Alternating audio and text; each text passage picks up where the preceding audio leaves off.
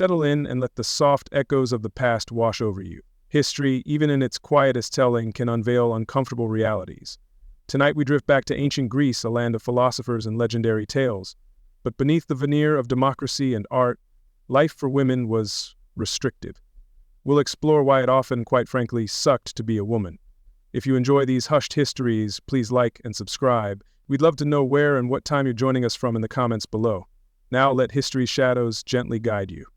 Close your eyes and picture ancient Greece. Gleaming white temples under a Mediterranean sun, columns in perfect symmetry reaching for a blue sky, perhaps echoes of philosophers debating profound truths in bustling agoras. This is the Greece of our imagination, the cradle of Western civilization, a beacon of its golden age, a time of unparalleled cultural achievement, a standard for so much that followed. It's a beautiful, serene image, a perfect backdrop for drifting thoughts as we begin our journey tonight. At the heart of this vision often lies Athens, synonymous with democracy, art, and intellectual ferment. Imagine the Acropolis, crowned by the Parthenon, a testament to human ingenuity. Think of Socrates, engaging citizens in dialogues, shaping thought for millennia. Consider Plato and Aristotle, their schools attracting eager minds, teachings echoing through colonnaded walkways. This Athens, the school of Hellas, shines brightly in history, a place where human potential blossomed, creating legacies that still inspire awe. The air in this idealized Greece seems vibrant with creativity, picture sculptors coaxing lifelike forms from stone, celebrating human beauty and divine power. Envision open-air theaters where dramas of Aeschylus, Sophocles, and Euripides explored human emotion and fate before captivated audiences. This was a world where poetry, music, and athletics were revered, where pursuing knowledge and beauty were high callings, a shimmering surface, reflecting the best of human endeavor and artistic expression, inviting calm contemplation. It's a compelling vision, this golden age, captivating scholars for centuries. Its glow is undeniable. But as we settle into this historical reverie, let's gently ask a question often in the shadows of grand narratives. Was this luminous dream, this celebrated era of advancement, experienced the same way by everyone? Did the brilliant light of these achievements also cast deep, unexamined shadows where other stories lay hidden? A society, like any grand structure, has many facets, not all of them immediately apparent. For beneath the gleaming marble and high-minded ideals lived roughly half the population, whose experiences often diverge from this portrait of enlightened existence. We speak, of course, of the women of ancient Greece. Their voices, though sometimes preserved in poetic fragments or dramatic characters, are largely absent from historical accounts penned by men. Their lives, lived mostly outside the celebrated public sphere, formed a different reality, essential to the shining achievements of their male counterparts. Their story is quieter but no less vital to understand. The Golden Age celebrated men's public achievements, the agora, assembly, gymnasia, battlefields. These were stages for male citizens to forge legacies and democratic ideals. But the private realm, the oikos or household, was women's domain. Here life had its own rules, expectations, and profound limitations. While philosophers debated the good life publicly, women's framework for that life was rigidly defined, offering little of the freedom celebrated just beyond their courtyard walls, a stark, defining, and quietly accepted contrast. And here lies a crucial point. This golden age, with its flourishing arts and philosophy, didn't spring from a vacuum. It was built upon a societal structure that, by modern standards, was profoundly unequal. The leisure for men to engage in politics, philosophy, and art was often possible because the system confined women to domestic roles, largely excluding them from public and intellectual life. The brilliance of the facade, in many ways, rested upon these often invisible, restrictive foundations, a truth we must acknowledge for a fuller picture. So as we begin to explore why it often sucked to be a woman in ancient Greece, it's vital to hold this duality. The serene image of columns and ideals isn't false, but incomplete.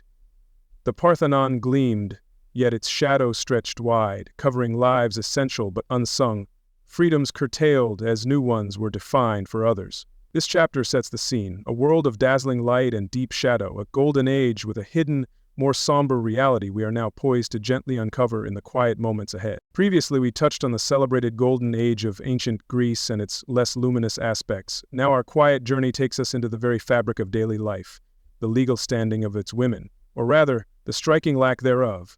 The rights we might assume as fundamental simply did not apply to them in the same way, if at all.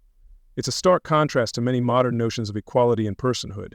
a system that defined a woman's existence from her first breath to her last. As we explore this, try to imagine a world structured so differently from our own familiar landscapes of law and individual liberty, a world of quiet constraints. At the core of public life in any Greek city-state, especially prominent Athens, was the idea of citizenship.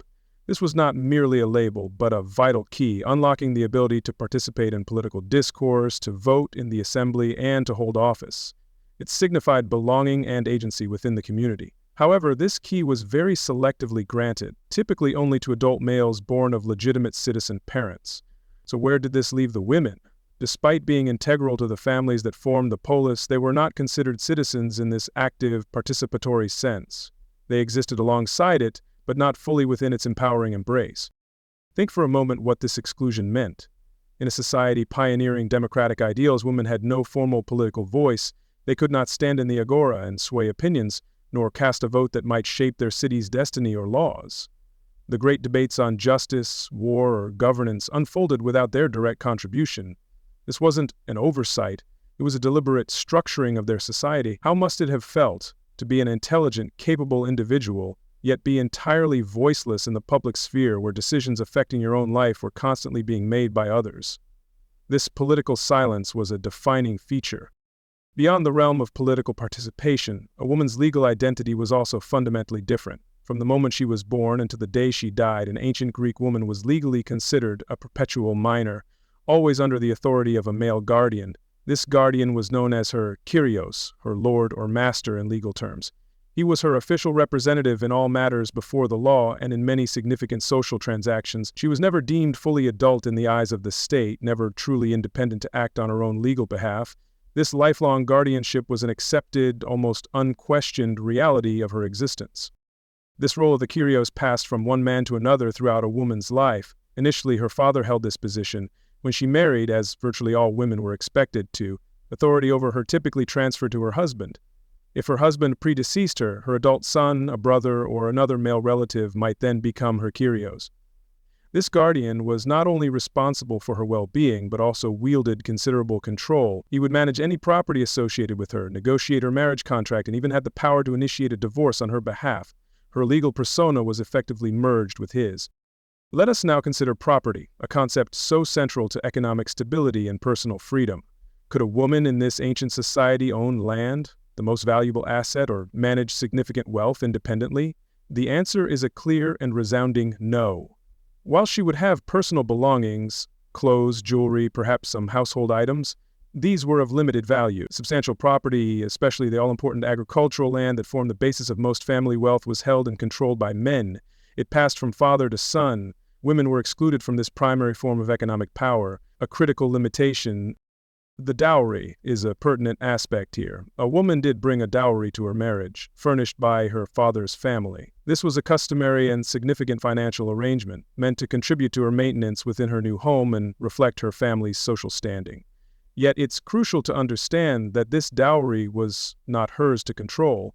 It was administered by her husband, her Kyrios. While there were legal provisions for its return to her natal family under certain circumstances, like divorce without fault on her part, or her death childless, she herself had no say over its investment or use during her marriage.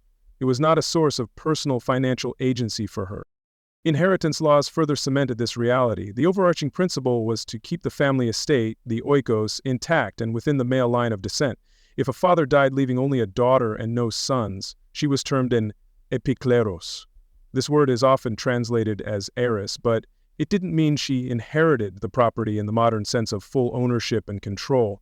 Rather, she became the legal conduit through whom the estate would pass to her future husband. This husband was frequently her closest eligible male relative, whom she was often obliged to marry to ensure the property remained within the broader patrilineal kin group. Given this lack of independent legal identity, a woman's capacity to engage in contracts or seek legal redress was profoundly limited. Could she, for instance, enter into a major business agreement or take out a significant loan on her own? Generally, no. Such actions were restricted to very small sums, if permitted at all. If she suffered a legal wrong or needed to defend her interests in court, she could not represent herself. Her Kyrios had to undertake any legal proceedings for her. Imagine the inherent dependency this created, relying entirely on another's willingness and ability to act for you in crucial matters. Yet, it is essential to remember that despite these sweeping legal incapacities, women were far from idle or unimportant within their primary domain, the household. They managed domestic affairs, were responsible for raising children, the future of the polis, oversaw household slaves, and were pivotal in producing essential goods like textiles. The smooth functioning and economic stability of the Oikos heavily depended on their skills in labor. This creates a striking contrast: immense responsibility in the private sphere, yet virtually no recognized rights or agency in the public or legal sphere. They were the unseen bedrock of society. In sum, as we gently conclude this part of our journey, the concept of legal non-existence for ancient Greek women becomes undeniably vivid. No citizenship in the Athenian sense, no vote, no independent property rights over significant assets, no direct voice in the courts, and a lifetime under male guardianship. This framework is so alien to many contemporary ideals of individual autonomy and equality that its pervasive impact can be hard to fully grasp. It was this fundamental denial of legal personhood that underpinned so many of the other challenges and limitations faced by women in ancient Greece, a theme we will continue to explore. In our previous Quiet Reflections, we uncovered the startling extent of women's legal non-existence in ancient Greece. Central to this framework of dependency was a figure of immense importance, the Kyrios. Tonight, we delve deeper into this specific system to understand who this male guardian was, how his authority shaped every stage of a woman's life, and the practical implications of living perpetually under his control. Let the sounds around you fade as we explore this cornerstone of ancient Greek society, a system that for all women meant a life always mediated by a designated man. The term Kyrios itself translates from Greek as lord, master, or controller. This was not merely a symbolic title, it was a legal and social reality that vested considerable authority in one individual over another. For every woman in ancient Greek society, regardless of her age or social class, there was a Kyrios, who was legally responsible for her and, critically, empowered to make all key decisions on her behalf. He was her interface with the state, the law, and the wider economic world. His presence was a constant in her life, a shadow of male authority. For an unmarried girl or woman, her Kyrios was typically her father. From her birth, he held full legal authority over her. This encompassed decisions about her upbringing, her limited education, often just domestic skills, and crucially, the arrangement of her marriage. He was responsible for protecting her and the family's honor, which often translated into restrictions on her interactions and her movements outside the home. His primary duty, in societal terms, was to raise her to be a suitable wife and pass her, with a dowry, to another Kyrios, her future husband. Her youth was careful preparation. On marriage, typically in her early to mid-teens, a woman's guardianship transferred from her father to her husband. He became her new Kyrios and her new effective master. This transition was fundamental to the social fabric. Marriage was less a partnership of equals as we might conceive it, and more a contract between two men, the father and the groom, formalizing this transfer of authority and also control. The husband's primary expectation of his wife was the production of legitimate heirs, particularly sons, to continue his oikos or household and lineage. Her life was under his rules. What if a woman's husband died, leaving her a widow, or if her father passed away before she was married? Did she then become independent at last? The answer is a resounding no, not in any legal sense. The Kyrios system ensured she remained under constant male authority. If she had an adult son, he would often become her Kyrios. If not, a brother, an uncle, or another designated male relative would assume the role. Even an elderly widow would typically have a male guardian. This highlights the perpetual nature of the system. A woman was never legally autonomous, always transitioning from one guardian to another through life. The Kyrios' control had profound financial implications in daily life. As we've touched upon, women could not independently own significant property, especially vital land or businesses. Any property associated with a woman, such as her dowry or any inheritance she might be a conduit for, was managed entirely by her Kyrios. He decided how it was used or invested without needing her consent. She could not enter into contracts for amounts beyond trivial sums, effectively barring her from independent economic activity or most business. Imagine wanting to make a significant purchase. She would have to go through her Kyrios. This dependency extended deeply into all legal matters without exception. A woman in ancient Greece could not represent herself in court, whether she was the plaintiff or the defendant. Her Kyrios had to speak for her, act for her, and make all key legal decisions on her behalf. If she was the victim of a crime, it was her Kyrios who would bring the case to the relevant authorities. If she was accused of an offense, he would defend her. Her testimony, if required, was often given only through him. This lack of a direct legal voice meant her access to justice was entirely contingent upon her male guardian. The Kyrios held almost absolute sway over a woman's marriage, a pivotal life event. As mentioned, her father or guardian arranged her marriage, often with little to no consultation with her regarding her personal wishes. The suitability of the match was judged by him, based on family strategy, wealth, or political alliances. Similarly, a Kyrios, usually the husband, could initiate a divorce relatively easily. While a woman could, in some specific circumstances, initiate a divorce, it was a much more difficult and rare process, requiring her Kyrios to act for her. Her agency was minimal indeed. While laws didn't always explicitly state women must be confined, the Kyrios had significant influence over a woman's freedom of movement and her visibility in public spaces. Social custom, deeply enforced by the Kyrios, dictated that respectable women should spend most of their time within the confines of the Oikos, the home.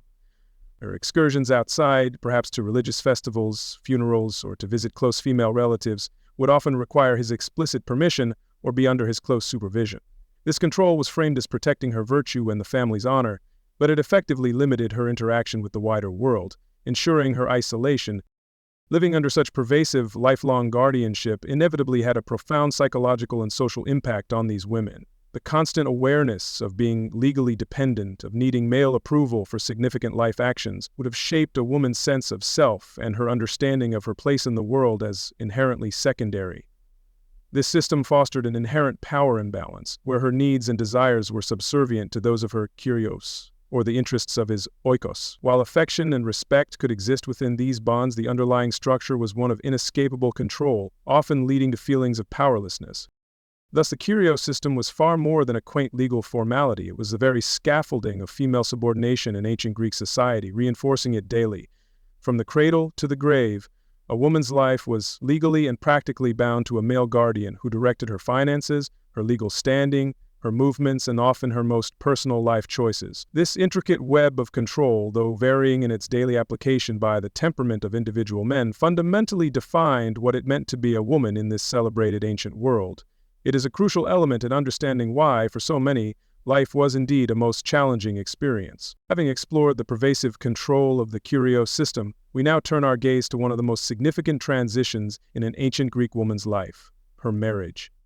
This was not an event born of whispered affections or romantic courtship as we might often imagine today. Instead, for a woman in ancient Greece, marriage was overwhelmingly a transaction, a carefully arranged and utilitarian institution designed to serve purposes far removed from personal desire or romantic love. Let us gently uncover the realities of this pivotal yet often impersonal chapter in her existence. The decision of whom and when a young woman would marry rested almost exclusively with her Kyrios, typically her father. He, perhaps in consultation with the prospective groom or the groom's own Kyrios, would negotiate the terms of the union. The bride-to-be usually had little, if any, say in the matter. She might not even meet her future husband until the betrothal ceremony, known as the enge, or perhaps even later at the wedding itself. Her personal feelings or preferences were rarely, if ever, considered primary factors in these life-altering arrangements. The primary driver behind many marriages, especially amongst the wealthier and more influential families, was the forging or solidification of political alliances. A well-chosen match could unite powerful oikoi households, strengthening their collective influence within the polis. Marrying a daughter to the son of a political ally or even a rival to mend fences was a common strategy. The woman in this context became a crucial link, a human bridge between families seeking to enhance their political standing or ensure mutual support in the often turbulent civic landscape. Her marriage was a political tool. Alongside political maneuvering, economic considerations were paramount. Marriages were frequently arranged to consolidate or expand family wealth and property. An advantageous match could bring valuable land via dowry or inheritance complexities, merge business interests, or secure financial stability for the oikos. The preservation and augmentation of the household estate for future generations, particularly for male heirs, was a core objective. Thus, the bride's potential connections and the dowry she brought were carefully weighed, making the marriage a significant financial strategy for the families involved, a joining of assets. It is vital to understand that romantic love, as a foundation for marriage, was largely an alien concept in ancient Greece, at least in the way we perceive it today. While deep affection and companionship, known as philia, could certainly develop between spouses over time, It was not an expectation at the outset. Passionate love, or eros, was often viewed with suspicion, seen as a disruptive and potentially dangerous emotion, more suited to extramarital affairs than the stable institution of marriage. Marriage was about duty, lineage, and social order, not the romantic inclinations of the individuals involved.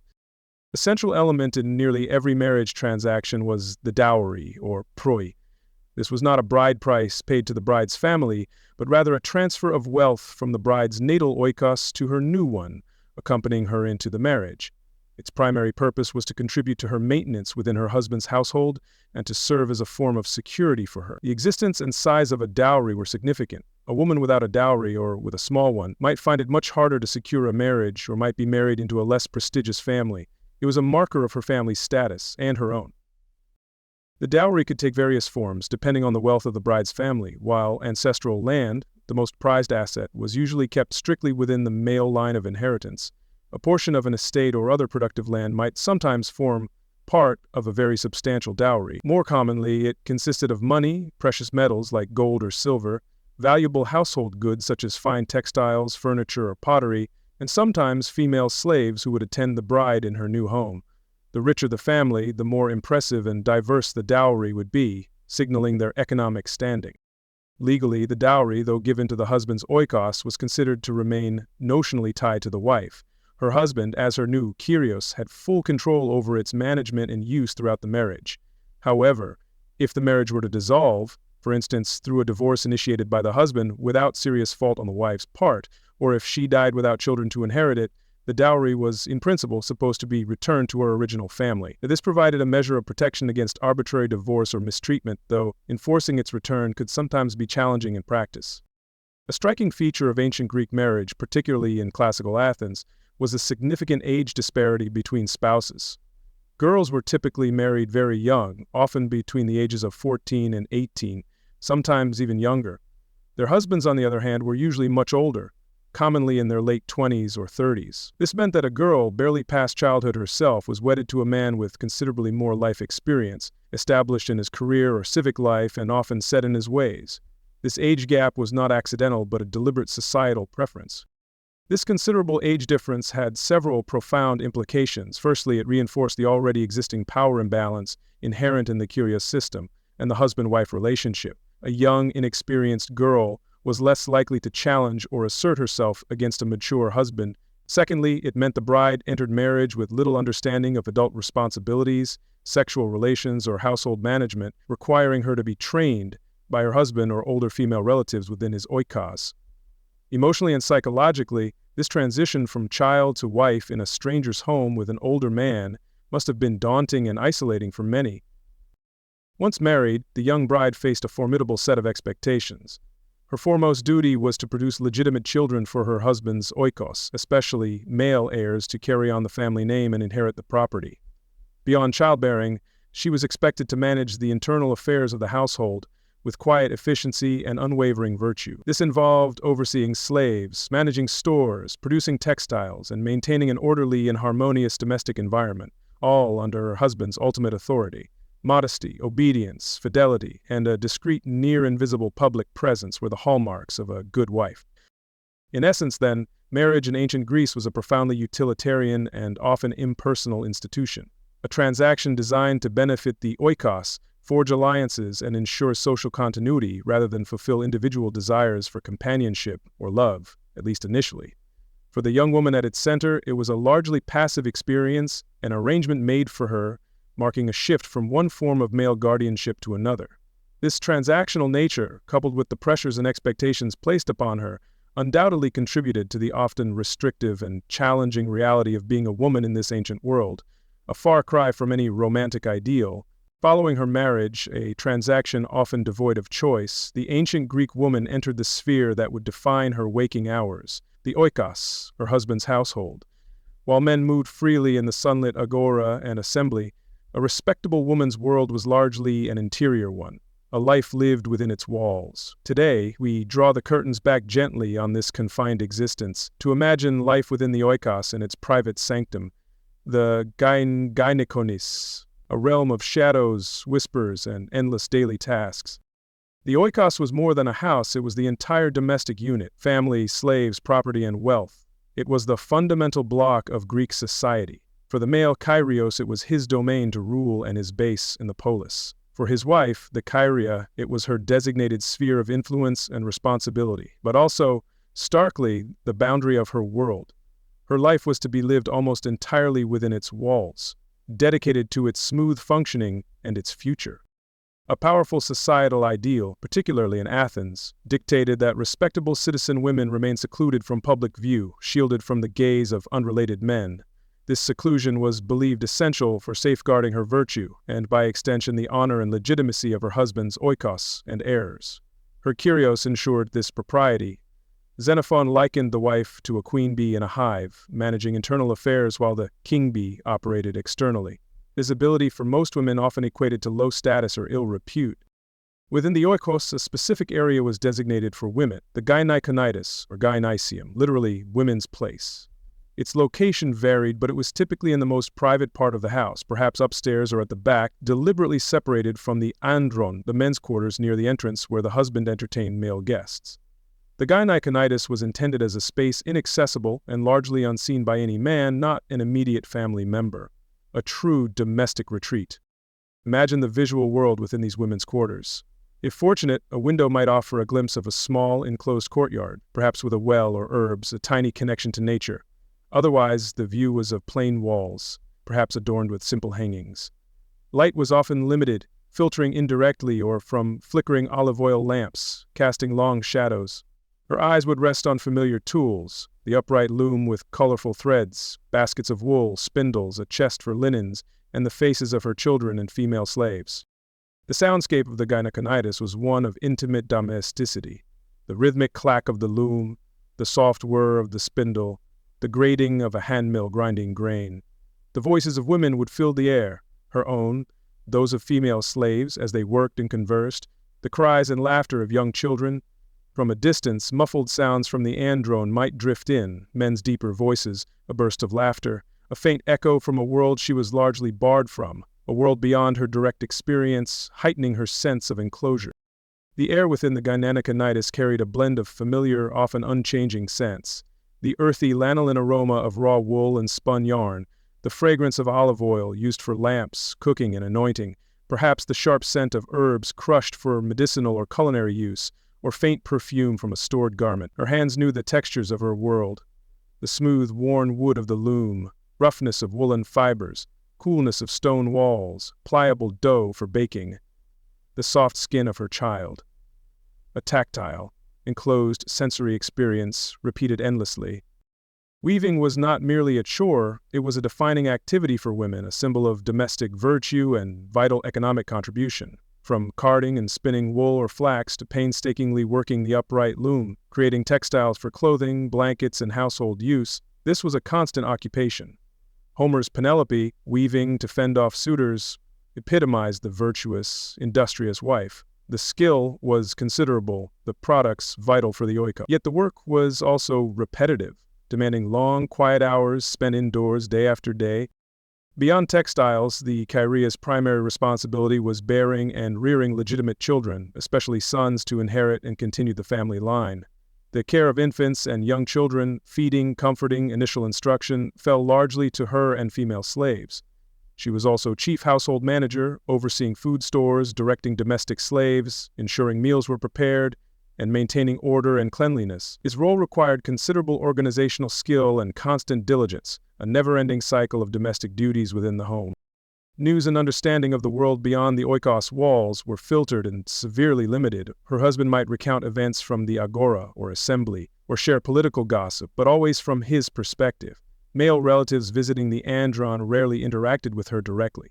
Perhaps female slaves, who might have more occasion to go to market for provisions or fetch water, though often restricted, would bring back snippets of news, rumors, or observations of street life. Her window to the wider world remained very small, its view obscured. Life was not entirely without moments outside the oikos, but these were specific, sanctioned, and usually chaperoned by a trusted male or older female relative. Important religious festivals like the Thesmophoria, for women only, or Panathenea, offered legitimate reasons to venture out, often in solemn procession. Funerals of relatives also required her presence. Visits to close female kin like her mother or sisters might be permitted, again, with an escort. These infrequent excursions must have been significant events, offering a temporary, cherished reprieve from the everyday confines.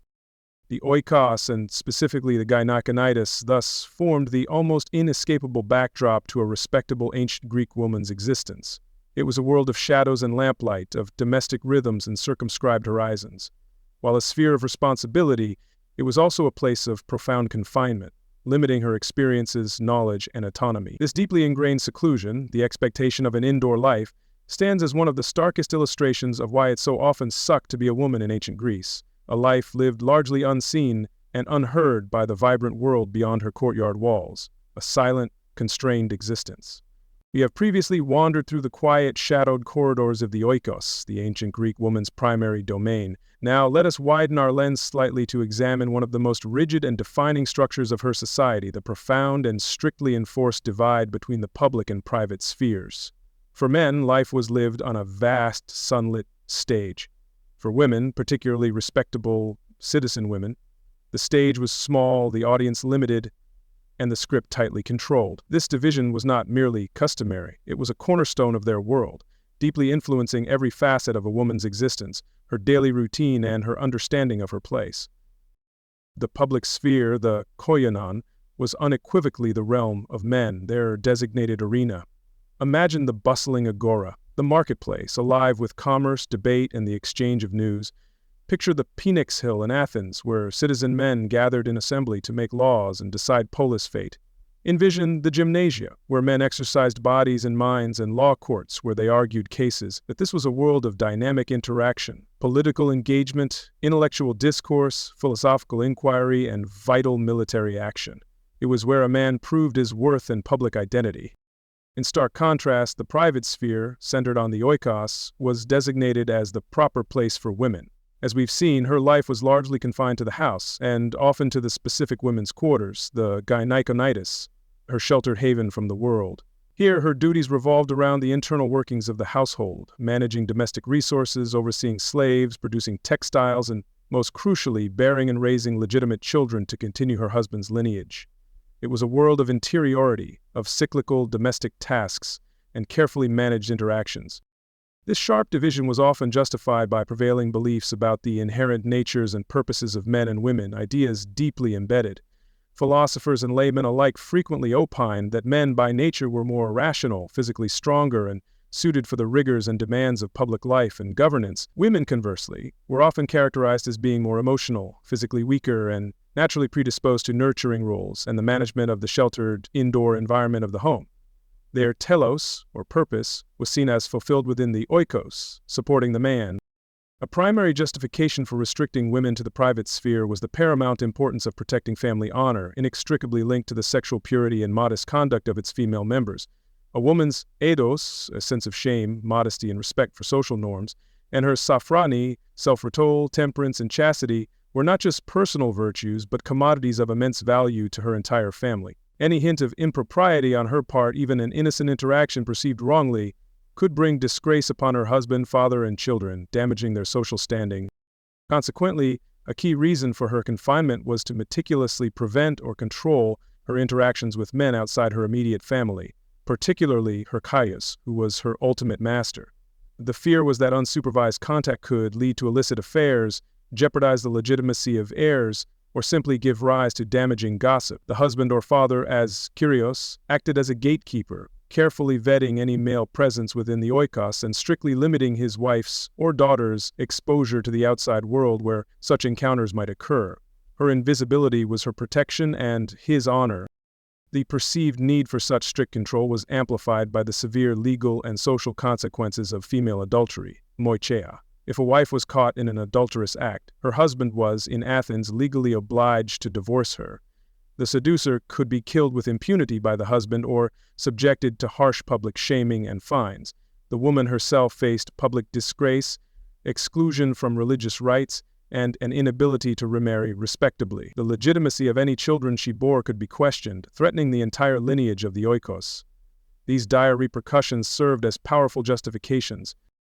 The streets, squares, and public thoroughfares of the ancient Greek city were predominantly considered male spaces. A respectable citizen woman would rarely be seen walking alone or lingering in such places without good cause. If she did venture out for a legitimate reason, she would likely be accompanied, perhaps by a trusted slave or an older female relative, and would conduct herself with utmost discretion, often veiled or with her gaze lowered. To be seen frequently in public or to engage openly with strangers could damage her reputation and invite unwelcome assumptions about her character. Despite the general ideal of seclusion, there were a few necessary and socially sanctioned reasons for a woman to leave the oikos.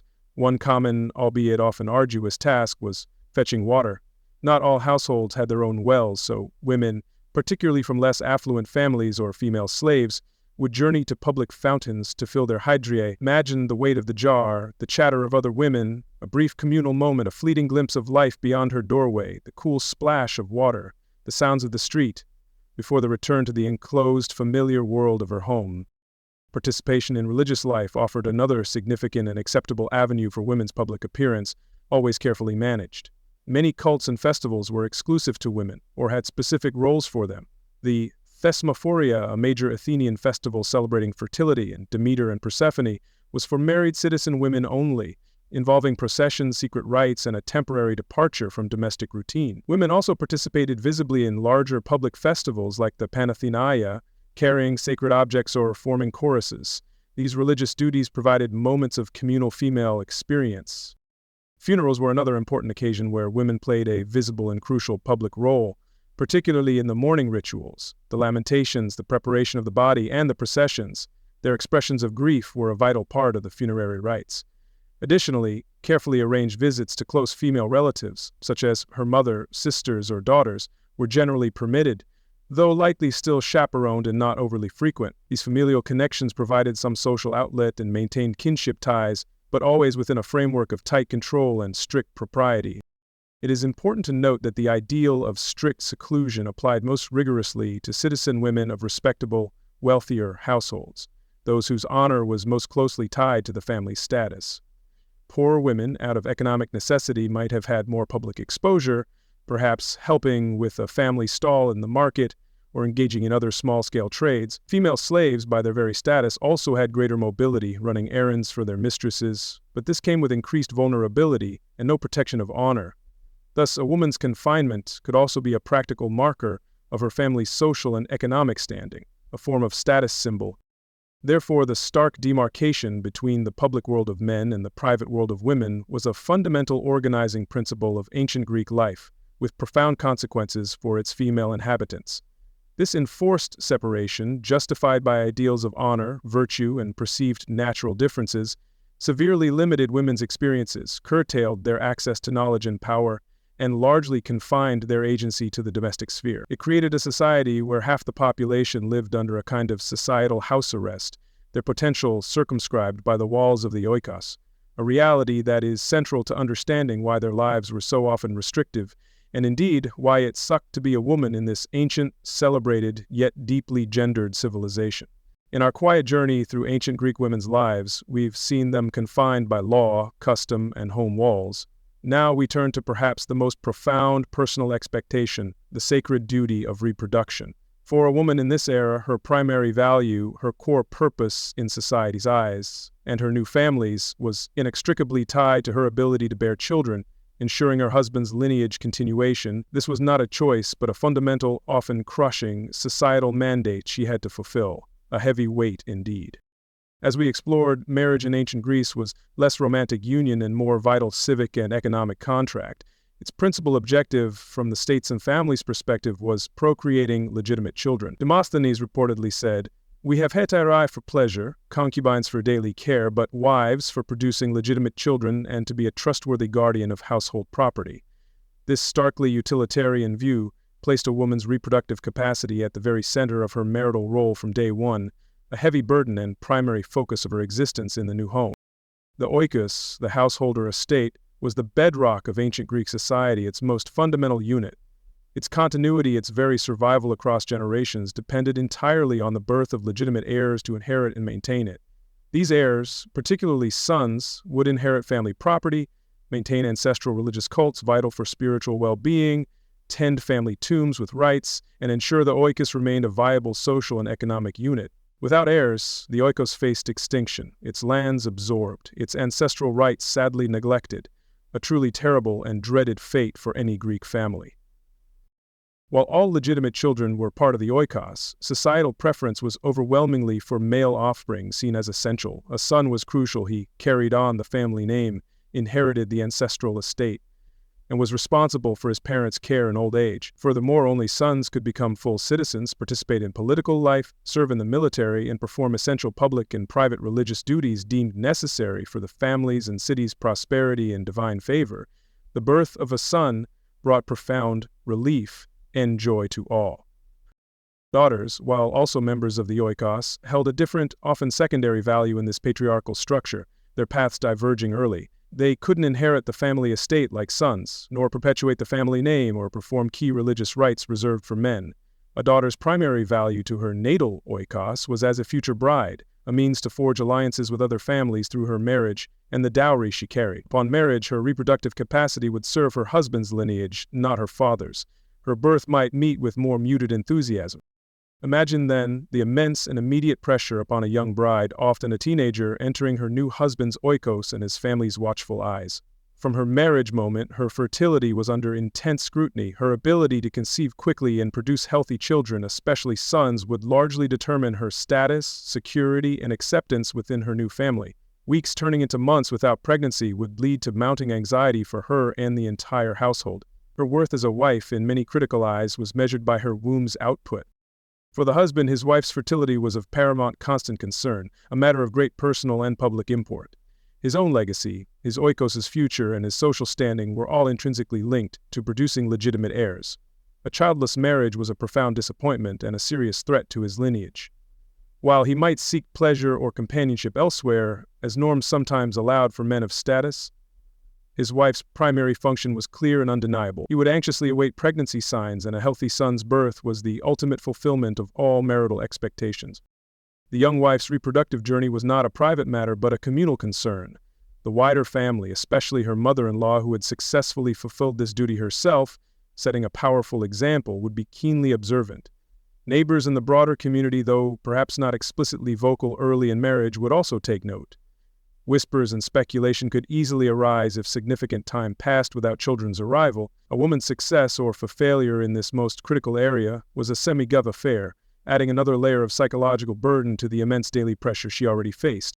In an era with limited medical understanding of reproduction, infertility was almost invariably perceived as the woman's fault or her personal tragic failing. If a couple remained childless, the blame socially and often legally was placed squarely upon the wife. Male infertility was rarely considered or acknowledged as a significant possibility by society or medical practitioners. This deeply ingrained bias meant a woman carried the entire burden of reproductive success for the marriage. She might be seen as cursed by gods, physically deficient, or simply barren, a truly devastating label. Consequences for a woman deemed infertile could be severe and heartbreaking, altering her life's course. Since the primary purpose of marriage was procreation, a barren wife was failing her fundamental duty. This provided her husband a legitimate, socially accepted reason to divorce her. While her dowry was supposed to be returned to her natal family upon such divorce, the woman herself faced significant social stigma. She was a failed wife, her reputation damaged, her prospects for a subsequent advantageous marriage greatly diminished. Divorce for infertility was a public mark of her perceived inadequacy. Beyond legal ramifications of divorce, the infertile woman endured profound social stigma and deep personal grief, often silently. In a world where motherhood defined female identity and worth, childlessness could lead to marginalization, loneliness, and a sense of profound, irreversible failure. She might be pitied, scorned, or even ostracized by her community. Her own emotional suffering at being unable to conceive, coupled with the disappointment she caused her husband and his family, would have been an immense psychological burden to bear, often in silence and deep isolation, within the very Oikos that expected so much of her.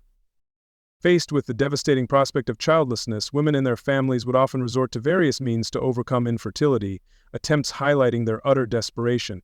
They might make fervent appeals and offer sacrifices to deities associated with fertility and childbirth, like Hera, Artemis, or healing god Asclepius, sometimes undertaking arduous pilgrimages to their distant sanctuaries. Various folk remedies, often based on herbs or complex sympathetic magic rituals, would be tried with fading hope.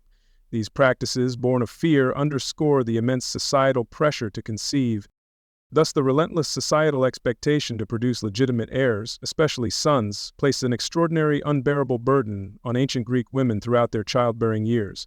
Her value, security, and identity were overwhelmingly tied to her reproductive capacity. The constant pressure to conceive, preference for male children, and dire social and personal consequences of infertility, including divorce and disgrace, undoubtedly made this aspect of life a source of immense anxiety and potential sorrow.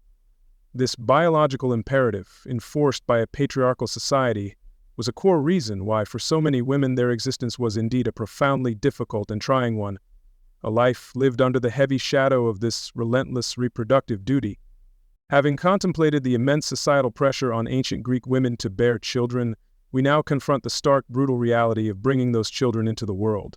Childbirth, the act defining a woman's worth, was, in antiquity, a perilous journey fraught with danger. For every celebrated birth loomed the shadow of tragedy for mother and child. Tonight we explore this dangerous reality, where life creation was intimately acquainted with death and suffering. This was a woman's unique, recurring battlefield.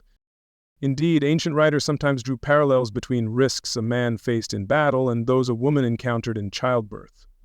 While men fought external enemies for polis glory, women fought a solitary internal battle for oikos continuation, and the stakes were equally high. Maternal mortality rates, though hard to calculate precisely, were substantial. Each pregnancy, each labor was a profound gamble with her own life, a recurring trial few men would ever truly comprehend, despite societal expectations for her to endure. The setting for this life and death drama was almost invariably the home, within the familiar yet intense confines of the oikos. Here the laboring woman was attended primarily by other women, her mother, female relatives, experienced older community women, and crucially, a midwife, Maya. These midwives were often respected for their practical experience, skills passed down through generations. Male physicians were rarely called for normal births, their presence sometimes deemed inappropriate, and interventions reserved for dire complications among elites. The medical understanding of pregnancy and childbirth was by our standards exceedingly rudimentary. Knowledge of female anatomy was imprecise, often based on animal dissection or conjecture, not direct human study. Hygiene as we know it was absent, meaning infection risk was ever present. No antibiotics combated sepsis, no effective anesthesia beyond perhaps some herbal remedies or wine, and no safe surgical interventions like C-sections for live births, at least not with maternal survival as an expectation. One of the most immediate and terrifying dangers was postpartum hemorrhage, excessive bleeding after delivering the child and placenta. In an age without blood transfusions, without uterotonic drugs to help the womb contract, or advanced surgery to stem internal bleeding, a severe hemorrhage was often a swift, unstoppable death sentence. Midwives might employ herbs, tight abdominal binding, or even magical incantations, but their ability to control a massive bleed was tragically limited. Many women would have simply bled to death within hours. Should a woman survive the immediate ordeal of delivery, another insidious threat loomed: puerperal fever or postpartum infection. With no germ theory understanding, unwashed hands, contaminated cloths, or retained placental fragments could introduce deadly bacteria. The resulting infection manifested with high fever, chills, abdominal pain, and foul discharge, often leading to sepsis and a slow, agonizing death days or weeks after childbirth. This childbed fever was a common scourge, turning birth's triumph into dread and mourning. Prolonged and obstructed labor posed another grave risk. If the baby was too large, in an abnormal position, breech or transverse, or if the mother's pelvis was small, labor could go on for days, leading to maternal exhaustion, dehydration, and death. The fetus would also likely perish. Midwives had skills in turning babies or using rudimentary instruments, but these interventions were themselves risky and often unsuccessful. For the woman enduring such an ordeal, it was unimaginable suffering with little hope of effective relief if nature didn't take its course. The dangers were not confined to the mother. Infant mortality rates in the ancient world were appallingly high indeed. Many babies were stillborn or died within the first few days or weeks of life due to birth complications, prematurity, infection, or congenital issues. This heartbreaking loss, after the immense trial of pregnancy and labor, would have been a source of profound grief. Furthermore, high infant mortality meant women often needed multiple pregnancies to ensure a few children survived, thereby repeatedly exposing themselves to the life-threatening risks. Beyond the immediate perils of childbirth, women faced other gynecological and health issues, often poorly understood and inadequately treated. Menstrual disorders, chronic pelvic pain, uterine prolapse, a common consequence of multiple difficult births without proper postpartum care, ovarian cysts and uterine tumors would have caused significant suffering. The general health of women might also have been compromised by factors such as iron deficiency, anemia from menstruation and pregnancies, and the physical toll of demanding domestic labor within the oikos. As we may have touched upon in earlier reflections, ancient Greek medical theories about women's health were often colored by peculiar ideas, most notably the concept of the wandering womb or hysteria. Physicians like Hippocrates and Plato wrote of the uterus as an animal-like organ within the woman, capable of moving around her body if barren or unfulfilled by pregnancy. This supposed internal displacement was then blamed for a vast array of symptoms, from shortness of breath and seizures to dizziness and melancholy. Such theories, while attempting to explain female ailments, often misdirected effective diagnosis and led to bizarre treatments. Treatments for these uniquely female health issues were, by modern standards, primitive and often based on superstition or incorrect physiological theories. Herbal remedies formed the mainstay, with various plants prescribed to regulate menstruation, ease labor, or treat infections, some perhaps possessing mild efficacy, many not or even harmful. Fumigations, where aromatic substances were burned to either attract a wandering womb back to its place or to cleanse it, were common. Pessaries of wool soaked in concoctions were inserted, and dietary advice or ritual purifications were also recommended alongside prayers. The constant shadow of these health risks, the fear of dying in childbirth, the dread of incapacitating gynecological problems, the grief of infant loss, must have exacted a heavy psychological toll on ancient Greek women. Living with the knowledge that each pregnancy could be her last, or that chronic pain might be untreatable, would foster a deep sense of vulnerability. The lack of effective medical care for many conditions and often misguided explanations for their suffering, such as a displeased womb, could also lead to anxiety, helplessness, and resignation before what seemed an unalterable, dangerous fate. In conclusion, the journey of womanhood in ancient Greece was fraught with undeniable physical peril, most acutely centered around her reproductive role but extending to her overall health. The dangers of childbirth were stark and ever-present, and even beyond this, a woman's body was often a source of poorly understood suffering. Limited medical knowledge, combined with sometimes harmful theories and primitive treatments, meant that survival itself was a significant, hard-won achievement. This constant dance with danger, this precariousness of health and life, was a fundamental and deeply challenging aspect of being a woman in the ancient world, a far cry from idyllic images. In our continuing exploration of the ancient Greek woman's often challenging existence, we have seen her life shaped by legal limitations, societal expectations, and the profound pressures of reproduction. But what happened when the marital bond itself, often a utilitarian arrangement, began to fray or was deemed no longer viable by one party? Tonight we delve into the somber realities of divorce in ancient Greece, an area where, like so many others, the scales of justice and societal approval were heavily and often cruelly weighted in favor of men. This was yet another domain where a woman's security, dignity, and agency were profoundly compromised. It is helpful to recall as we approach the topic of divorce that ancient Greek marriage, particularly in its initial stages, was fundamentally a contract between two families, primarily for procreating legitimate heirs and managing property. While affection could develop, the absence of a deep emotional or romantic basis for most unions meant that its dissolution could also be approached with pragmatic, if often harsh, detachment. Especially by the husband, the contract could be terminated if it no longer served its intended purpose for the man or his oikos, with little regard for the wife's emotional state. For a husband in ancient Greece, initiating a divorce was a remarkably straightforward and often private affair, requiring minimal legal formality or public justification. In many cases, he could effectively divorce his wife simply by sending her back to her father's house, her original Kyrios. This act, apopempsis, a sending away, could be accompanied by a verbal declaration, perhaps before witnesses, but often no court procedure was needed. He might also formally repudiate her. The power to unilaterally end the marriage rested almost entirely in his hands, a clear demonstration of his complete authority. A husband could choose to divorce his wife for a variety of reasons, and he often did not need to provide extensive public justification for his private decision. If the wife was accused or found guilty of adultery, Moheia, the husband, was typically socially and in Athens legally obligated to divorce her to protect his honor and the legitimacy of his lineage. Infertility, as we've discussed, was another common, accepted cause, as the wife was seen as failing her primary duty. Beyond these, a husband might simply grow dissatisfied, wish to marry another woman for greater political or economic advantage, or even allege general misbehavior or disobedience on her part. When a husband divorced his wife, she was compelled to leave his oikos, the home where she may have lived for years, managed the household, and borne his children. She would return to the authority and household of her original Kyrios, typically her father, or if he was deceased, a brother or other male relative.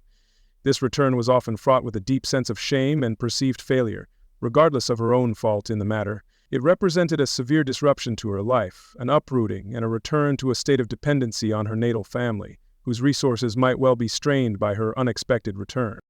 A critical aspect of any divorce was the fate of the wife's dowry, her financial contribution to the marriage. In principle, if the husband initiated the divorce without proving serious misconduct, like adultery on the wife's part, he was legally obligated to return her entire dowry to her Kyrios. This was a significant financial consideration and served as a slight, though not always effective, deterrent against arbitrary divorce by men.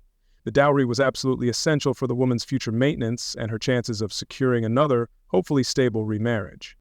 Now let us consider the starkly different situation if a wife wished to initiate a divorce from her husband. Here, the path was vastly more difficult and fraught with numerous legal and social obstacles. Unlike her husband, a woman could not simply decide to leave his oikos or send her husband away. She remained under his legal authority as her Kyrios throughout the marriage.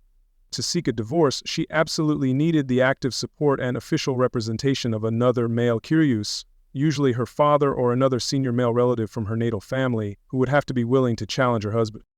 If a woman had clear grounds for divorce and the crucial support of her natal Kyrios, the process, known as apolepsis, a leaving or abandonment, required a formal legal action.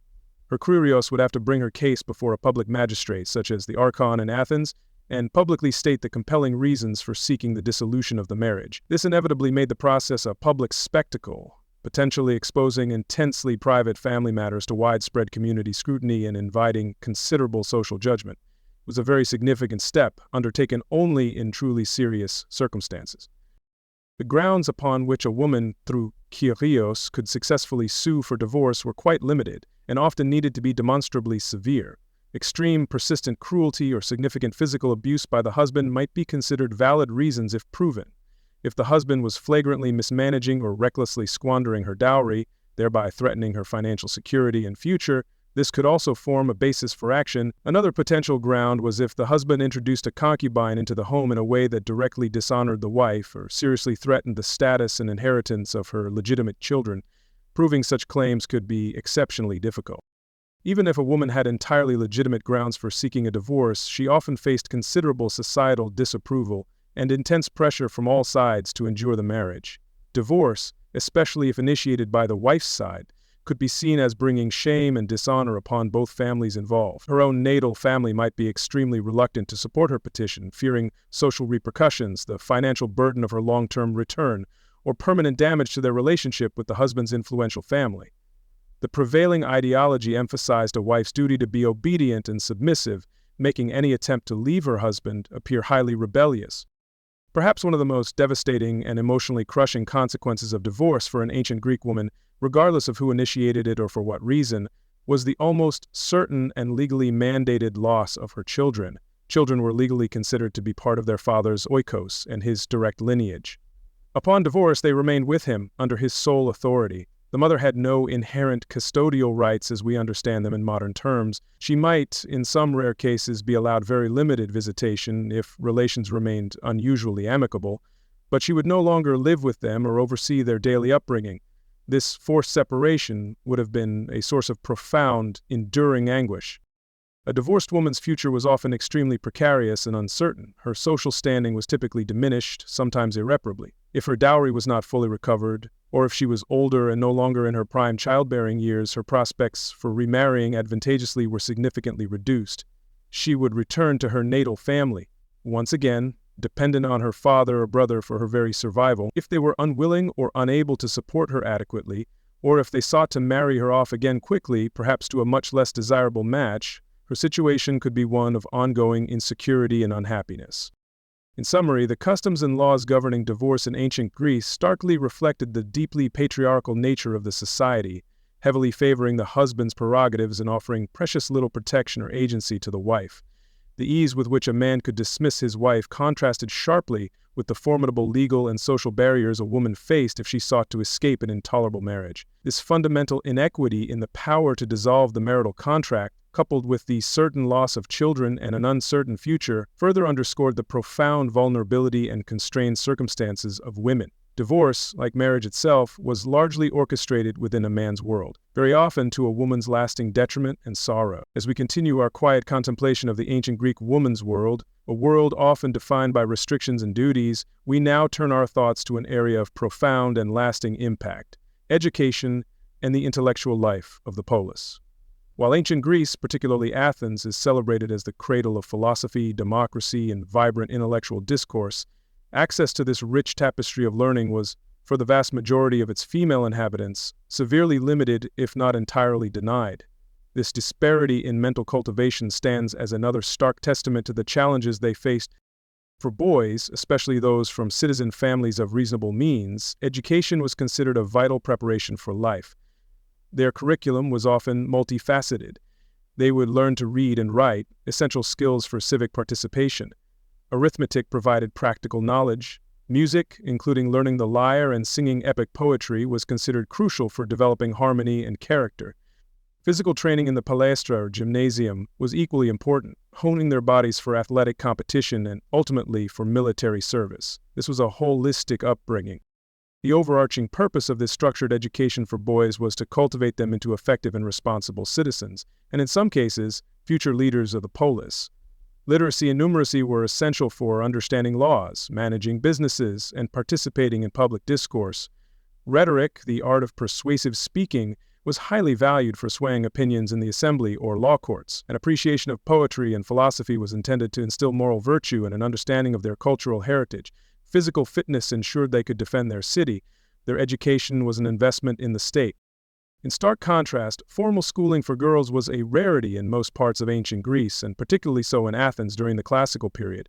While some exceptions might have existed, especially in more progressive regions or among the very wealthy who might hire private tutors for basic literacy, the vast majority of girls received no structured academic education.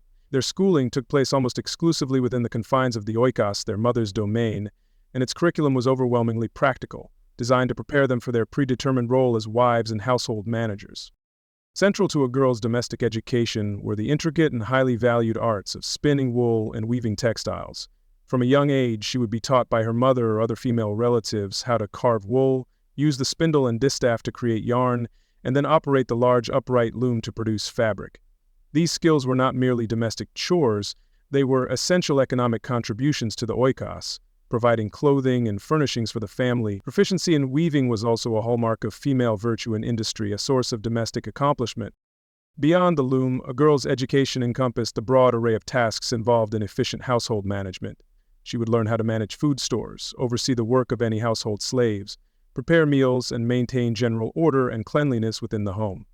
In some more affluent or practically minded families, girls might also be taught basic literacy and numeracy, not for intellectual pursuits, but to enable them to keep household accounts, manage inventories, or perhaps read simple instructions or domestic records. Her learning was always directed towards the practical needs of her future oikos.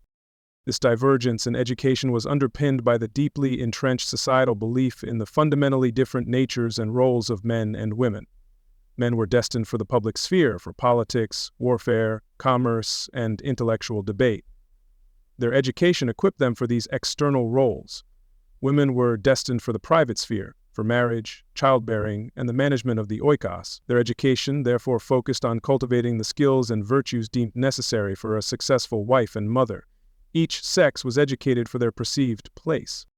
Meanwhile, outside the quiet confines of the oikos, where girls learned their domestic duties, the polis, especially cities like Athens, throbbed with an unparalleled intellectual energy. Imagine the public squares and colonnades where philosophers like Socrates, Plato, and Aristotle engaged in profound debates about ethics, politics, and the nature of reality. Consider the great open-air theaters where the powerful dramas of Aeschylus, Sophocles, and Euripides explored the depths of human experience, and where comedies by Aristophanes satirized contemporary life.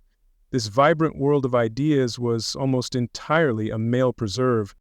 Respectable citizen women were largely excluded from the primary venues of intellectual exchange. The symposium, a formalized drinking party that was also a key setting for philosophical discussion, poetry recitation, and political debate, was an exclusively male domain. The only women present at such gatherings were typically hetairai, educated courtesans, or musicians and entertainers, not the wives or daughters of the citizen guests. Similarly, the philosophical academies and public forums where intellectual life flourished were not places where respectable women would be seen or welcomed to participate. The extent of literacy among ancient Greek women is a subject of ongoing scholarly debate, but it was undoubtedly far more limited than among their male counterparts. While some women, particularly those from wealthier families or in certain regions like Sparta, where girls received some state-sanctioned education, may have learned to read and perhaps write, mass female literacy was not a societal goal. When women were literate, their skills were often directed towards practical domestic needs such as reading household records, or perhaps for private enjoyment of poetry if such texts were available to them. It was rarely a tool for public engagement.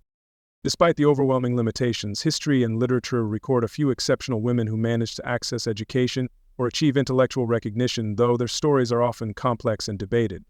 The poet Sappho of Lesbos, from an earlier archaic period, is perhaps the most famous, her lyrical works celebrated for their beauty and emotional depth. In classical Athens, Aspasia of Miletus, the companion of Pericles, was renowned for her intelligence and rhetorical skill, though her status as a foreigner and possibly a hetera made her position unique and controversial.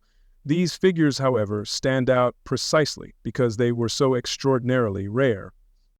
Contemplating this stark disparity in education inevitably leads to a quiet reflection on the vast reserves of intellectual potential that likely remained untapped and undeveloped in countless ancient Greek women. For every bright, curious girl confined to the loom and the kitchen, with her mind yearning for knowledge beyond domestic duties, the lack of opportunity must have been a source of profound, if often unvoiced, personal frustration. How many potential poets, philosophers, or scientists were lost to a system that saw their primary value only in terms of their domestic and reproductive capacities? This is a silent sorrow. In conclusion, the systemic denial of formal education and the broad exclusion of women from the vibrant intellectual life of the polis constituted a profound form of disempowerment in ancient Greece. It not only limited their personal development and worldview, but also reinforced their confinement to the private sphere and their dependence on men. This intellectual starvation, this shutting out from the world of ideas and public discourse, was a significant and deeply felt reason why it sucked to be a woman. It ensured that their voices remained largely unheard, their perspectives unrecorded, and their contributions to the celebrated Golden Age significantly circumscribed. Having explored the intellectual horizons largely denied to ancient Greek women, we now turn our attention to the realm of their labor, the work that filled their days and sustained their households. While men engaged in public commerce, politics, and warfare, a woman's contribution was almost entirely confined to the private sphere of the oikos. Her labor, though absolutely essential for the functioning of society, was often unseen, unrecorded in the annals of economic history, and consequently deeply undervalued. Tonight, we peer into this world of constant yet largely invisible female industry, a cornerstone of ancient life. For the respectable ancient Greek woman, her oikos, her husband's household, was not merely a place of residence or family life. It was her primary and, in most cases, her sole workplace. The oikos was a complex, self-sustaining economic unit, responsible for producing much of what it consumed, from food and clothing to other essential goods. The wife, as the Kyria or mistress of the house, played a pivotal role in managing this internal economy, ensuring its productivity and the well-being of all its members, both free and enslaved. Her work, therefore, was central to its very existence and prosperity. A significant portion of a wife's labor involved the complex management of the household, a set of skills and responsibilities ancient Greeks termed oikonomia, from which our word economy derives. This encompassed careful budgeting of resources, prudent management of food stores and supplies to last through lean seasons, overseeing the maintenance of household goods and property, and directing the daily tasks of any domestic slaves. She was in essence the chief operating officer of this domestic enterprise, responsible for its smooth and efficient functioning, though her husband held ultimate authority. Perhaps the most visible and universally recognized form of women's economic contribution was textile production. From the humblest household to the wealthiest estate, women were responsible for transforming raw wool or flax into finished cloth. This was not a casual pastime, but a significant home-based industry. They produced all the clothing for the family, blankets, coverings, sacks, and other essential textiles. In some cases, surplus cloth might even be traded or sold, though Respectable citizen women themselves would not typically engage directly in the selling process in the public marketplace. The process of textile creation was incredibly labor-intensive and required considerable skill, patience, and time. It began with the cleaning and carding of raw fibers, followed by the endless, delicate task of spinning these fibers into yarn using a spindle and distaff. Once enough yarn was accumulated, it might be dyed using natural pigments. Then came the intricate work of setting up the large, upright loom and painstakingly weaving the threads into fabric, often incorporating complex patterns. This entire cycle, from fleece to finished garment, consumed a vast portion of a woman's waking hours throughout her life. Another relentless and vital aspect of women's work was the daily preparation of food for the entire household, which could include her husband, children, other relatives, and any slaves. This involved grinding grain into flour, baking bread, a staple of the ancient diet, cooking meals over open hearths or braziers, and ensuring that everyone was adequately fed. Beyond daily meals, women were also responsible for food preservation techniques such as drying fruits and vegetables, salting meat or fish, and making olive oil and wine, all crucial for ensuring a year-round food supply and preventing spoilage in an age before refrigeration. While bearing children was seen as a woman's primary duty, the subsequent rearing of those children was also an intensive and continuous form of labor, almost exclusively performed by women within the oikos. This involved not just the physical care of infants and young children, feeding, bathing, comforting, but also their early education and societal norms, values, and basic skills. This crucial work of nurturing the next generation of citizens and household members, though fundamental to the future of both the oikos and the polis, was unpaid and largely taken for granted as a natural female role, not an economic contribution in itself. In households that could afford them, slaves performed much of the heavy or menial labor. However, the respectable wife, the Kyria, was typically responsible for overseeing and directing the work of these domestic slaves. She would assign their daily tasks, which could range from cooking, cleaning, and fetching water, to assisting with childcare, textile production, or even tending. This managerial role required organizational skills, the ability to give clear instructions, and often the challenging task of maintaining discipline and productivity among a workforce that was, by its nature, unfree and potentially unwilling. All this multifaceted domestic labor, the household management, the textile production, the food preparation, the child care, the supervision of slaves, was absolutely essential for the survival, comfort, and economic prosperity of the oikos, and by extension for the stability of the entire polis. Yet because this work was performed within the private sphere, largely by women and for the direct consumption or use of the household rather than for sale in a public market, it remained economically invisible in the formal sense. It did not generate direct monetary income that was publicly accounted for or attributed to the woman herself. This invisibility was compounded by the fact that respectable citizen women in most Greek city-states, particularly Athens, had virtually no independent economic agency in the public sphere. As we've seen, they could not typically own significant property in their own right, especially land, which was the primary source of wealth. They could not independently operate businesses, engage in large-scale commerce in the agora, or enter into legally binding contracts for substantial sums. These activities were firmly the domain of men, their Kyrios acting on their behalf if any such formal transaction involving female assets was necessary. The ideal of the secluded, non-working, outside the home, respectable wife was most strictly applied to women of the citizen elite, those whose families had sufficient means. Women from poorer families, driven by economic necessity, often had to engage in some form of paid work, which invariably meant more public exposure. They might work as market sellers, often of foodstuffs or small crafts, wet nurses for wealthier families, hired wool workers or spinners, laundresses, or even as agricultural laborers during harvest time. While this work was crucial for their family survival, it often carried a social stigma, as it transgressed the ideal of female domestic seclusion. Because women's domestic labor did not typically generate direct monetary income that was visible in the public marketplace, and because it was performed by women within the inferior private sphere, it was systematically undervalued by ancient Greek society, despite its foundational importance. It was often dismissed simply as women's work, part of their natural duty, rather than being recognized as a significant economic contribution requiring skill, effort, and immense time. This societal perception further reinforced women's dependent status and limited their claims to any form of economic or social power derived from their considerable labor. In conclusion, the women of ancient Greece were far from idle. Their days were filled with constant, demanding labor that was utterly indispensable to the functioning of their households and the broader society. However, this work, being almost entirely domestic and confined to the private sphere, was rendered largely invisible and was economically undervalued in a world that prized public achievement and male-led commerce. This lack of public recognition for their immense contributions, coupled with their inability to achieve independent economic standing, was a fundamental aspect of their subjugation, ensuring they labored largely in the shadows, their efforts sustaining a world that rarely acknowledged their true worth. In our ongoing quiet survey of the ancient Greek woman's life, a life often lived within carefully drawn boundaries, we now turn to a domain where those boundaries sometimes softened, allowing for a degree of public presence, the sphere of religion. While largely excluded from political and formal intellectual life, women in ancient Greece played vital, visible roles in numerous religious cults and festivals.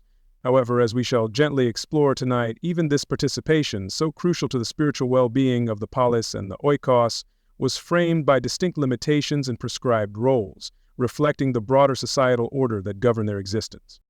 To understand women's religious roles, we must first appreciate the pervasive nature of religion in ancient Greek society. The gods and goddesses of Olympus, along with countless local deities and heroes, were not distant figures, but active forces believed to influence every aspect of human life, from the weather and harvests to health, war, and personal fortune. Piety, expressed through sacrifices, prayers, and participation in festivals, was considered essential for maintaining divine favor and ensuring the prosperity and safety of both the individual household and the entire city-state. Religion was woven into the very fabric of daily existence for everyone. Within this vibrant pantheon, certain deities held particular significance for women, governing the stages and experiences unique to their lives. Hera, as the queen of the gods, was the patron of marriage and childbirth.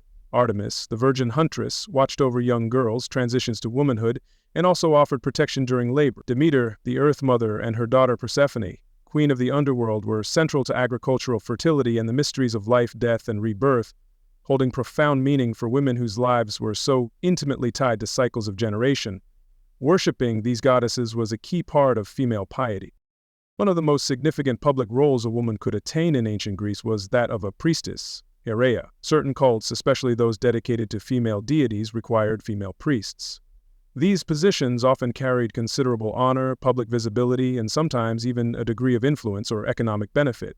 For instance, the priestess of Athena Polias in Athens, the city's patron goddess, was a highly respected figure, chosen from a prominent aristocratic family. Other priestesses served deities like Hera, Demeter, or Artemis, performing sacred rites, managing temple affairs, and sometimes interpreting divine will, albeit within their specific cultic context.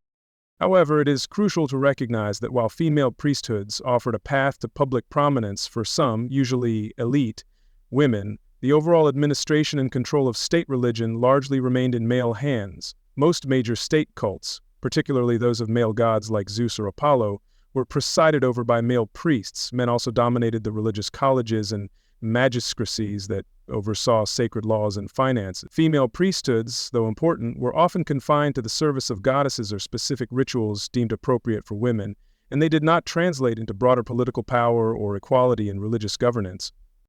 Perhaps the most prominent example of women's exclusive religious activity was the Thesmophoria, an ancient and widespread festival celebrated by married citizen women in honor of Demeter and Persephone.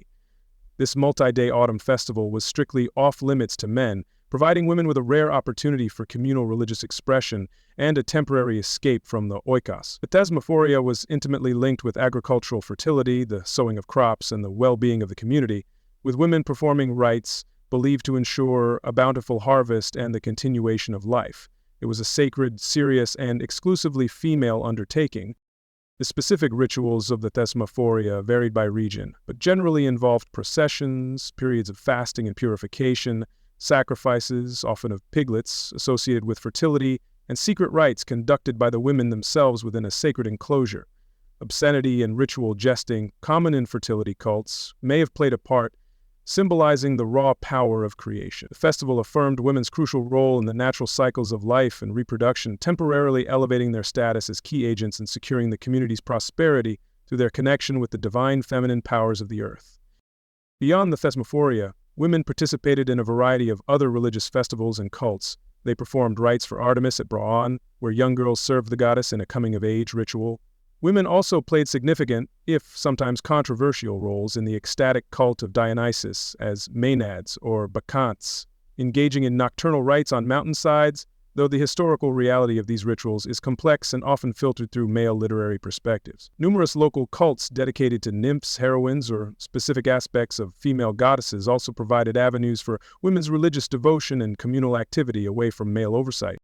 Even in major state festivals that were not exclusively female, women often had specific, honored, and very visible roles. During the Great Panathenaea in Athens, a grand festival celebrating Athena, young women from aristocratic families, known as the ergasthenai, were responsible for weaving the sacred peplos, an elaborate robe presented to the ancient statue of Athena Polias.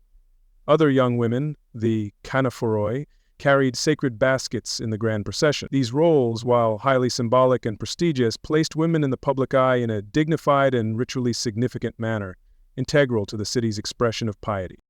It is essential to underscore, however, that even when participating in these public religious activities, women's roles were almost always distinct, prescribed, and separate from those of men. They might form their own courses, conduct their own specific rites, or participate in sections of processions designated for them, but they were not typically leading mixed-gender public worship in the same way male priests did. The overall orchestration of major state festivals and the interpretation of religious law remained predominantly under male authority and leadership, reflecting the broader gender hierarchy of the society. Nevertheless, these religious festivals and duties provided women with legitimate and socially sanctioned reasons to leave the confines of their oikos and participate in a wider communal life.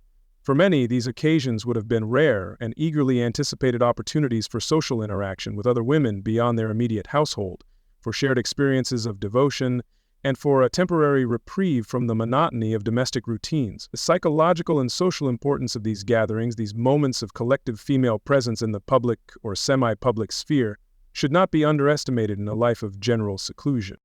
However, even during these religious outings, a woman's public movement and interactions were often still carefully managed and limited. Processions followed prescribed routes. Participation in certain rites might require them to be chaperoned or to remain within designated sacred areas. The journey to and from a festival or sanctuary, if it was outside the city, would likely be organized and supervised, not an occasion for independent wandering. Once the festival concluded, the expectation was that women would return to the seclusion of their homes, their brief sojourn in the public eye concluded until the next sanctioned religious event. In conclusion, the sphere of religion undoubtedly offered ancient Greek women their most significant opportunities for public participation, status, and a degree of agency not readily available in other aspects of their lives. They were not passive observers, but active participants in rituals vital to their families and communities. Yet this participation was almost always carefully circumscribed, with roles largely separate from male religious authority and confined within specific, often gender-segregated contexts.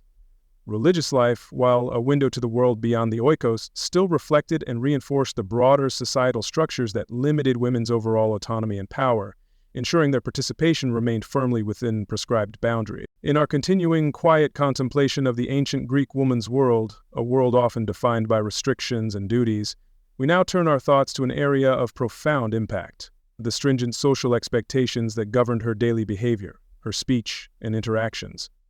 Beyond legal constraints and domestic duties, a respectable woman was bound by a powerful code of conduct, prizing silence, modesty, and unwavering obedience. These ideals, impressed upon her from girlhood, shaped her existence into one of careful, constant self-regulation, a life lived under a watchful societal gaze, ensuring conformity.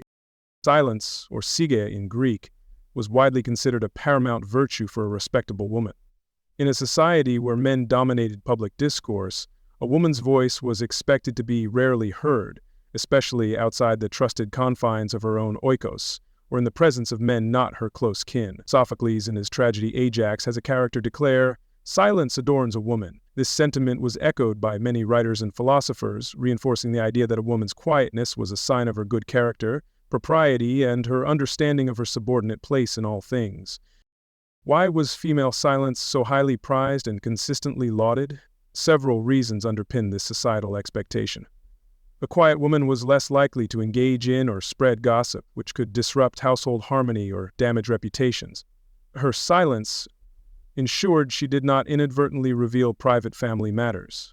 Furthermore, it was believed that by speaking little, women would avoid meddling in men's affairs considered beyond their proper concern and intellectual capacity. Ultimately, a woman's restrained speech was seen as an outward manifestation of her inner modesty and good self-control. Closely allied with silence was the virtue of eidos, a complex Greek term encompassing shame, modesty, reverence, and self-respect. For a woman, eidos dictated a demeanor of humility and discretion in all aspects of her life, without exception. It meant avoiding any behavior that might draw undue attention to herself or be perceived as forward or improper. This included how she moved, how she interacted with others, and even how she held her gaze, which was ideally to be downcast or averted, in public or in the presence of unfamiliar men. Hades was her family's honor shield. A woman's modesty was also expected to be visibly reflected in her dress and general appearance. Her clothing, typically simple and functional within the home, would be worn with decorum when she ventured out for sanctioned reasons. The himation, an outer cloak, could be drawn over the head as a veil, shielding her face from public view and signifying her respectability. Ostentatious displays of wealth through elaborate jewelry or brightly colored revealing garments were generally frowned upon for respectable citizen women, as such displays could be interpreted as a lack of sophrosyne and invite unwanted male attention. Beyond silence and modesty, unwavering obedience, or piho, to her Kyrios, first her father, then her husband, was a fundamental and non-negotiable expectation. A woman's will was considered subordinate to that of her male guardian in all significant matters pertaining to her life, her household, and her conduct.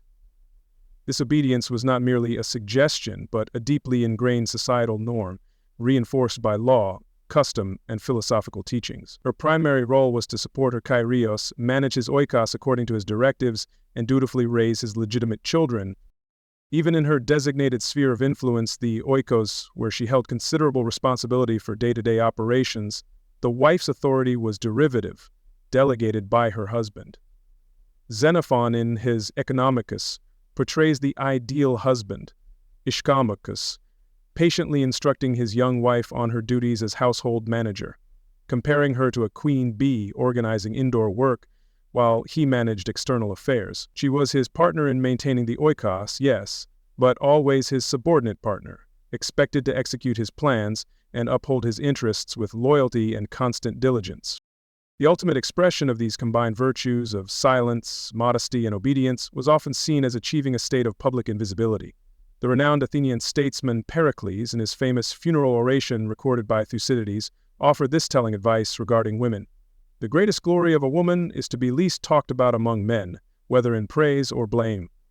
This sentiment reveals the prevailing ideal: a respectable woman's name should not be on men's lips. Her life was to be lived so discreetly within her oikos that she offered no cause for public comment.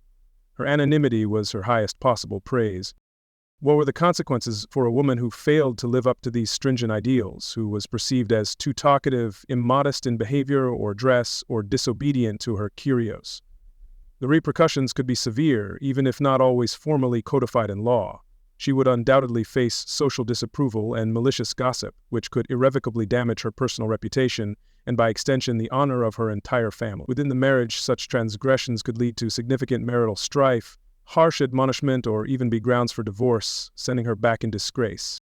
Given the high stakes involved in maintaining female virtue and family honor, men, particularly the Kyros, actively sought to control the speech, interactions, and public visibility of the women under their authority. This control began in girlhood, with mothers instilling these values. Husbands would dictate whom their wives could associate with and under what circumstances they could leave the oikos. Any behavior deemed inappropriate would be swiftly corrected. Anecdotes describe men admonishing women for speaking out of turn or appearing too forward, reinforcing the constant surveillance they lived under. These prescribed ideals for female behavior stand in stark and illuminating contrast to the expectations placed upon ancient Greek men, especially citizen men. While women were praised for silence, men were encouraged to develop rhetorical skills for public debate and persuasion.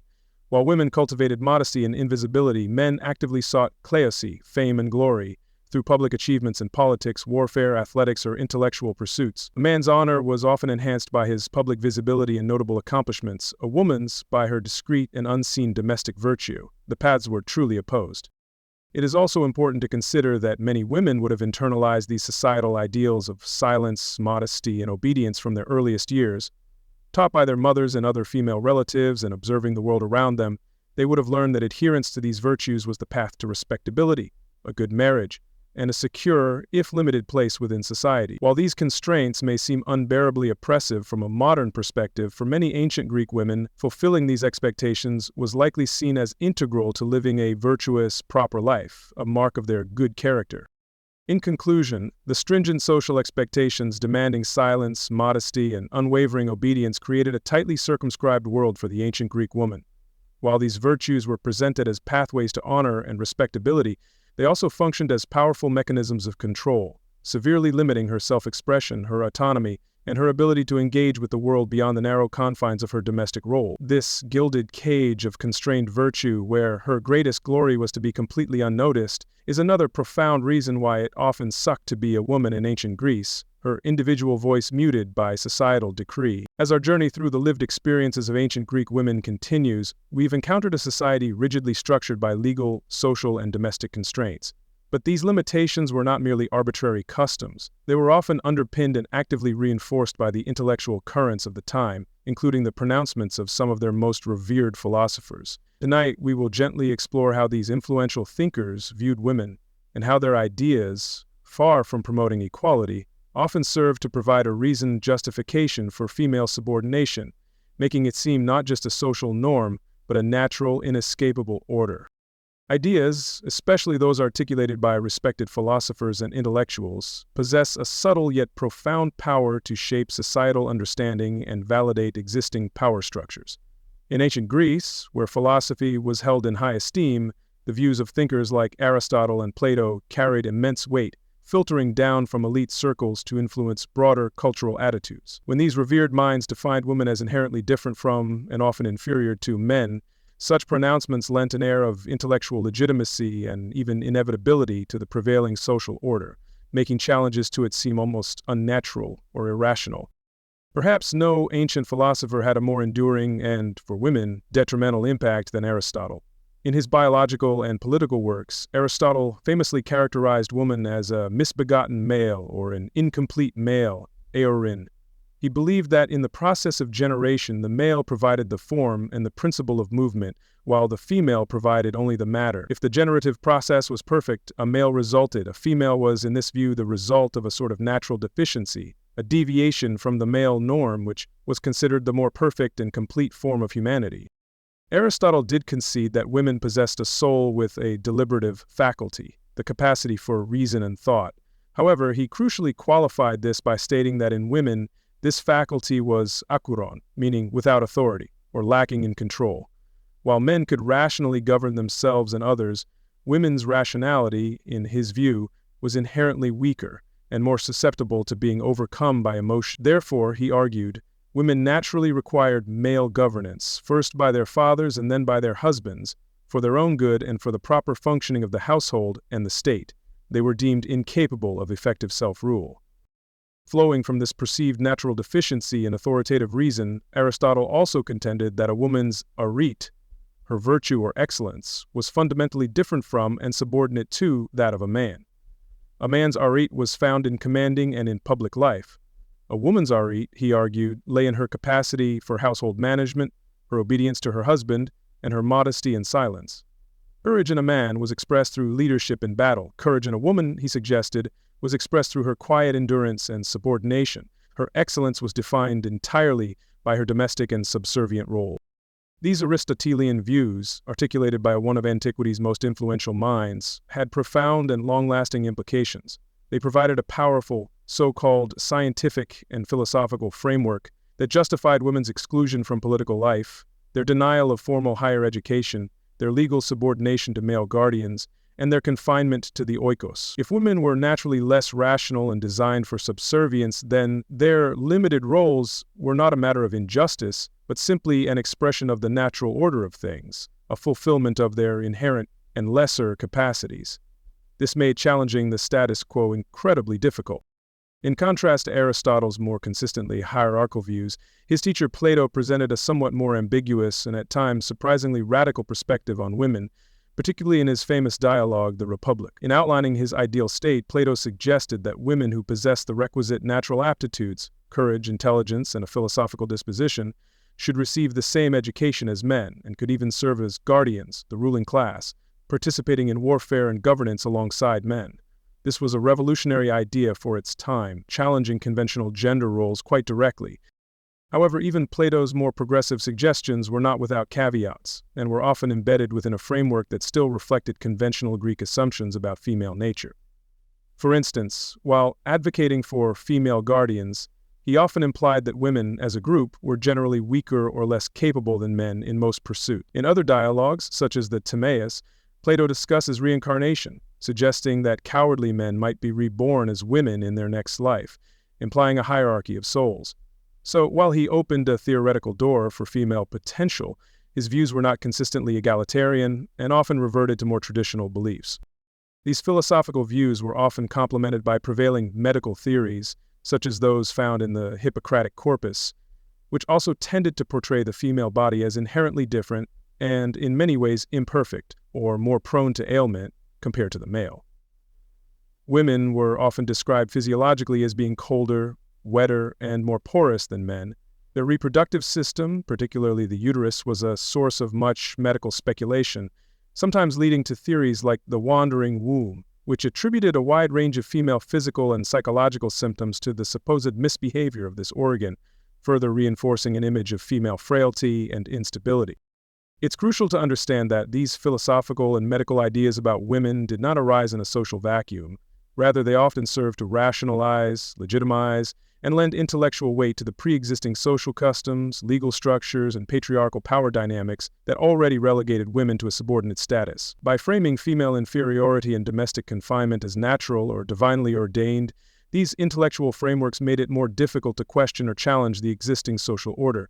They provided an authoritative justification for the way things were, making women's limited roles seem both inevitable and appropriate. The views of these ancient Greek philosophers, particularly Aristotle, had an extraordinarily long and unfortunate legacy, shaping Western thought on women for many centuries to come. Their writings were studied, revered, and transmitted through the Roman era, the Middle Ages, and into the Renaissance and beyond, often serving as foundational texts for later thinkers who continued to argue for women's natural inferiority and their divinely ordained domestic role. This long shadow of classical thought played a significant part in perpetuating female subordination in Western societies long after ancient Greece itself had faded into history, a testament to the enduring power of these early ideas. A significant aspect of this intellectual landscape was the near-total absence of female voices within the formal philosophical tradition of ancient Greece.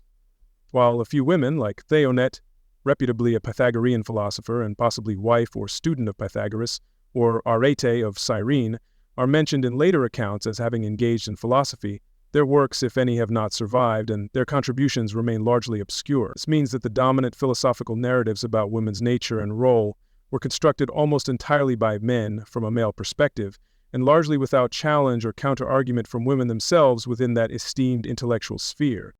In reflecting on these philosophical perspectives, it becomes clear that the leading intellectual lights of ancient Greece, far from universally challenging the prevailing social injustices faced by women, often provided the very justifications that cemented their subordination. By defining women as naturally inferior in reason, virtue, or physical completeness, these influential thinkers helped to create and sustain an intellectual framework that deemed women's confinement to the oikos, their exclusion from public life, and their subservience to men as not only socially necessary, but also as aligned with the natural order. This intellectual validation of their limited roles was a powerful and deeply unfortunate component of why it so often sucked to be a woman in their world. Throughout our quiet exploration of why life often sucked for women in ancient Greece, we've painted a picture largely drawn from the Athenian model with its strictures and confinements. However, the ancient Greek world was not a monolith. It was a diverse collection of hundreds of city-states, or polias, each with its own customs and laws. Tonight we turn our gaze to a brief but illuminating contrast between two of the most prominent, Athens and Sparta. Did one offer a significantly better existence for its women, or was it merely a different flavor of difficulty within a broadly patriarchal world? Let us gently consider this question. As we have extensively discussed, the life of a respectable citizen woman in classical Athens was characterized by significant restrictions. She was largely confined to the oikos, her legal rights were minimal, and she lived under the perpetual authority of a male Kyrios. Her education was overwhelmingly domestic, aimed at making her a capable household manager and mother. Public life, politics, and formal intellectual pursuits were almost entirely closed off to her. Her primary societal value was tied to her chastity, her obedience, and her ability to produce legitimate heirs for her husband's household, ensuring the continuation of his lineage.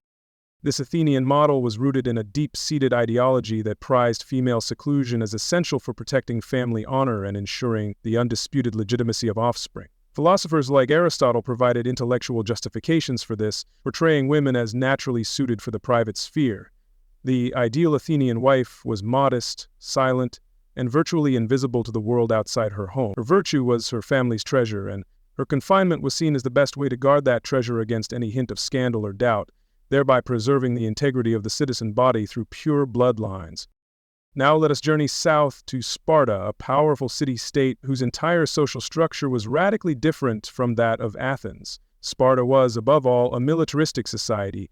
Every aspect of Spartan life for both men and women was ruthlessly geared towards maintaining the state's military prowess and its dominance over a large, restive population of subjugated peoples known as Helots. This singular focus on military strength and state security profoundly shaped the roles and expectations placed upon Spartan women, leading to a way of life that often astonished and sometimes scandalized other Greeks. Unlike their Athenian counterparts, who were raised in domestic seclusion, Spartan girls received a form of state-supervised education and, remarkably, participated in rigorous physical training alongside boys, albeit separately. They learned to run, wrestle, throw the discus and javelin, and perhaps even engage in choral singing and dancing. The purpose of this training was not to prepare them for warfare directly, but to make them physically strong and healthy, so they could in turn produce robust and vigorous sons who would become future Spartan warriors. Their bodies were considered vital assets of the state. This emphasis on physical fitness and their role as mothers of warriors translated into Spartan women enjoying considerably more freedom of movement and public presence than Athenian women.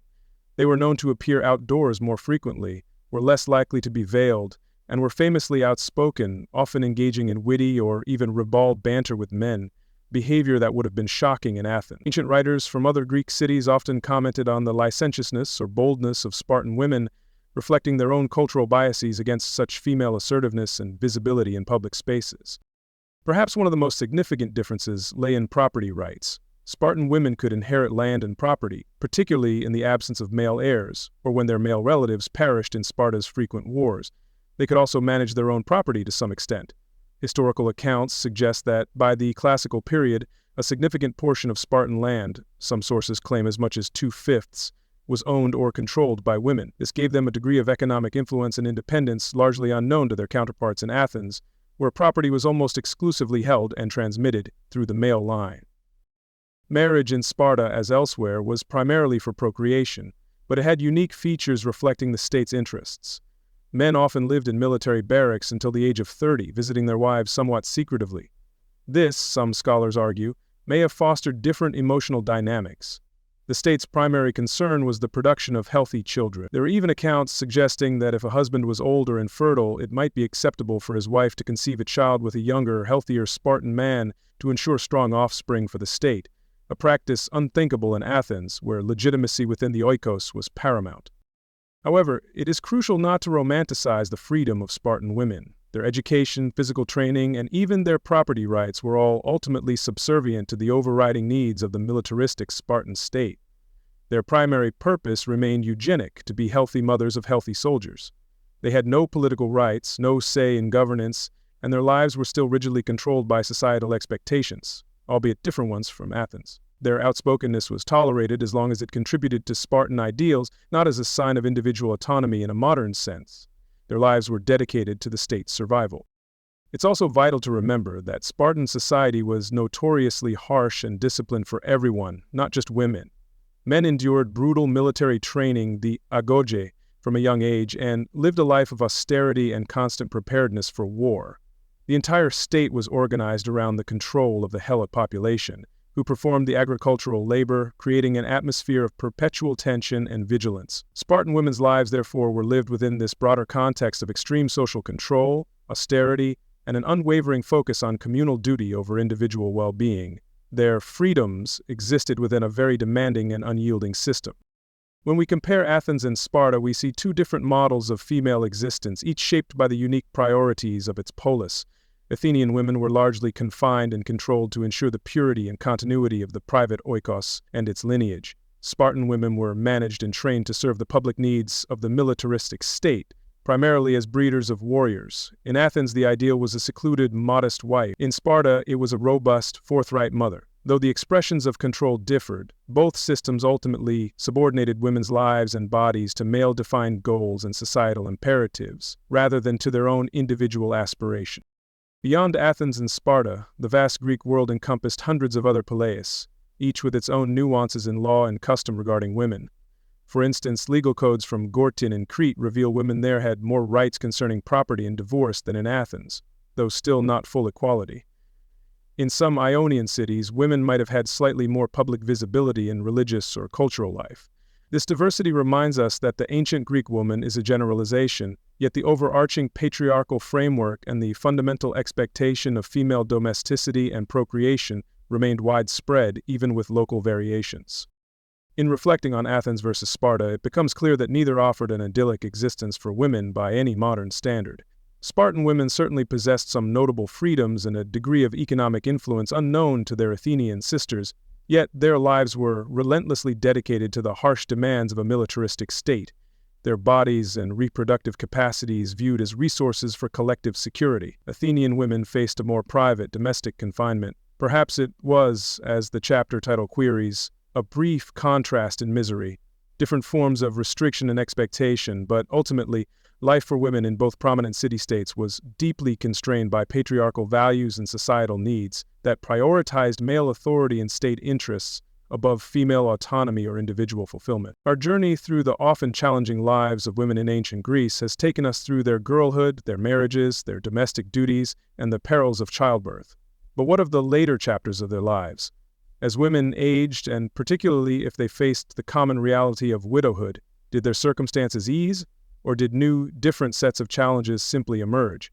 Tonight, we gently consider the position of older women and widows in this patriarchal society, exploring how their roles and status might shift, yet often remained within carefully defined, dependent boundaries. In an era before modern medicine and with generally harsher living conditions, reaching what we would consider old age was by no means guaranteed for anyone, male or female. For those women who did survive the rigors of multiple childbirths and the health risks prevalent in antiquity, their later years would naturally bring physical changes. Their direct childbearing duties would cease, but their lives within the Oikos would continue, albeit with evolving responsibilities and sometimes a subtle shift in their standing within the household they had long managed under male authority. An older woman, particularly the Kyria, who had successfully raised children and managed her household for decades, would typically continue to play a vital role within the Oikos as long as her health permitted. Her many years of experience in domestic management, from overseeing food stores and textile production to understanding herbal remedies and childcare, made her an invaluable resource. She would often guide and instruct younger women in the household, such as her daughters-in-law or granddaughters, passing on essential skills and knowledge, ensuring the continuity of domestic traditions and efficiency. With age, and particularly as the mother of adult sons who now headed their own households or were prominent in the community, a woman might accrue a greater degree of informal respect and influence within her family circle. While her legal status as a dependent under a Kyrios generally remained unchanged, her opinions might carry more weight in domestic matters and her sons might treat her with considerable filial piety and deference. She could evolve into a respected matriarchal figure, the emotional heart of the extended family, her wisdom sought, even if her formal power was still limited by her gender. Given the common age disparity in marriage, with younger women marrying older men, and the inherent dangers men faced through warfare and other public activities, widowhood was a relatively common experience for women in ancient Greece.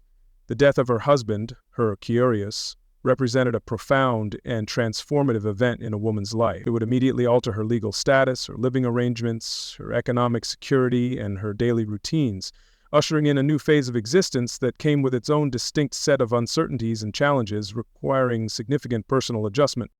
Upon her husband's death, a widow did not typically gain legal independence. Instead, the role of her Kyrios, or guardian, would transfer to another male relative. If she had adult sons, her eldest son would usually become her new Kyrios. This was the most common and often preferred arrangement. If she had no adult sons, or if her sons were still minors, her guardianship might revert to her father, a brother, or other male member of her natal family, or perhaps even a male relative of her deceased husband. The principle of lifelong male guardianship remained firmly in place, even in widowhood. When an adult son became his widowed mother's Kyrios, it introduced a unique and potentially complex shift in familial dynamics. This was the man she had born, nurtured, and raised, now legally responsible for her. While the legal framework of guardianship persisted, the personal relationship could allow for a greater degree of mutual respect, consultation, or even her continued informal influence over household matters, especially if her son valued her experience. However, the ultimate legal authority rested with him, and the quality of her life largely depended on his character, his sense of duty, and his affection for her. A widow's economic security was a critical concern. Her dowry, which was intended to support her throughout her marriage, was meant to continue to provide for her maintenance in widowhood. If she remained in her deceased husband's oikos, now managed by her son, the dowry and the oikos' resources would support her. If she was an epikletos heiress without brothers who inherited her father's estate to pass it to her sons, her position managing that property for her underage sons could be significant, albeit temporary. If she returned to her natal family, her dowry was supposed to accompany her, though this could lead to disputes. The question of remarriage for a widow often depended on her age, her childbearing capacity, and the wishes of her new Kyrios. A younger widow, especially one who was childless or had only young children, might be strongly encouraged or even compelled by her Kyrios, be it her son or a natal relative, to remarry. This would ensure her continued support, potentially forge new family alliances, and allow her to produce more heirs. An older widow, past her childbearing years and with adult sons to care for her, might have more agency in choosing to remain a widow, devoting herself to her grandchildren and her deceased husband's memory within his oikos. Older women and respected widows often held significant, if informal, social and religious roles within their communities. Their accumulated life experience and knowledge of traditions made them respected figures. They played crucial parts in important family and community rituals, particularly in mourning rites for the dead, where their lamentations were essential. They might also be involved in certain women's religious cults or festivals, their age and status perhaps granting them slightly more freedom of movement for these specific religious purposes than younger married women. They became keepers of customs and ancestral lore. Despite the potential for increased respect or a degree of informal authority within their son's household, older women and widows could still be vulnerable.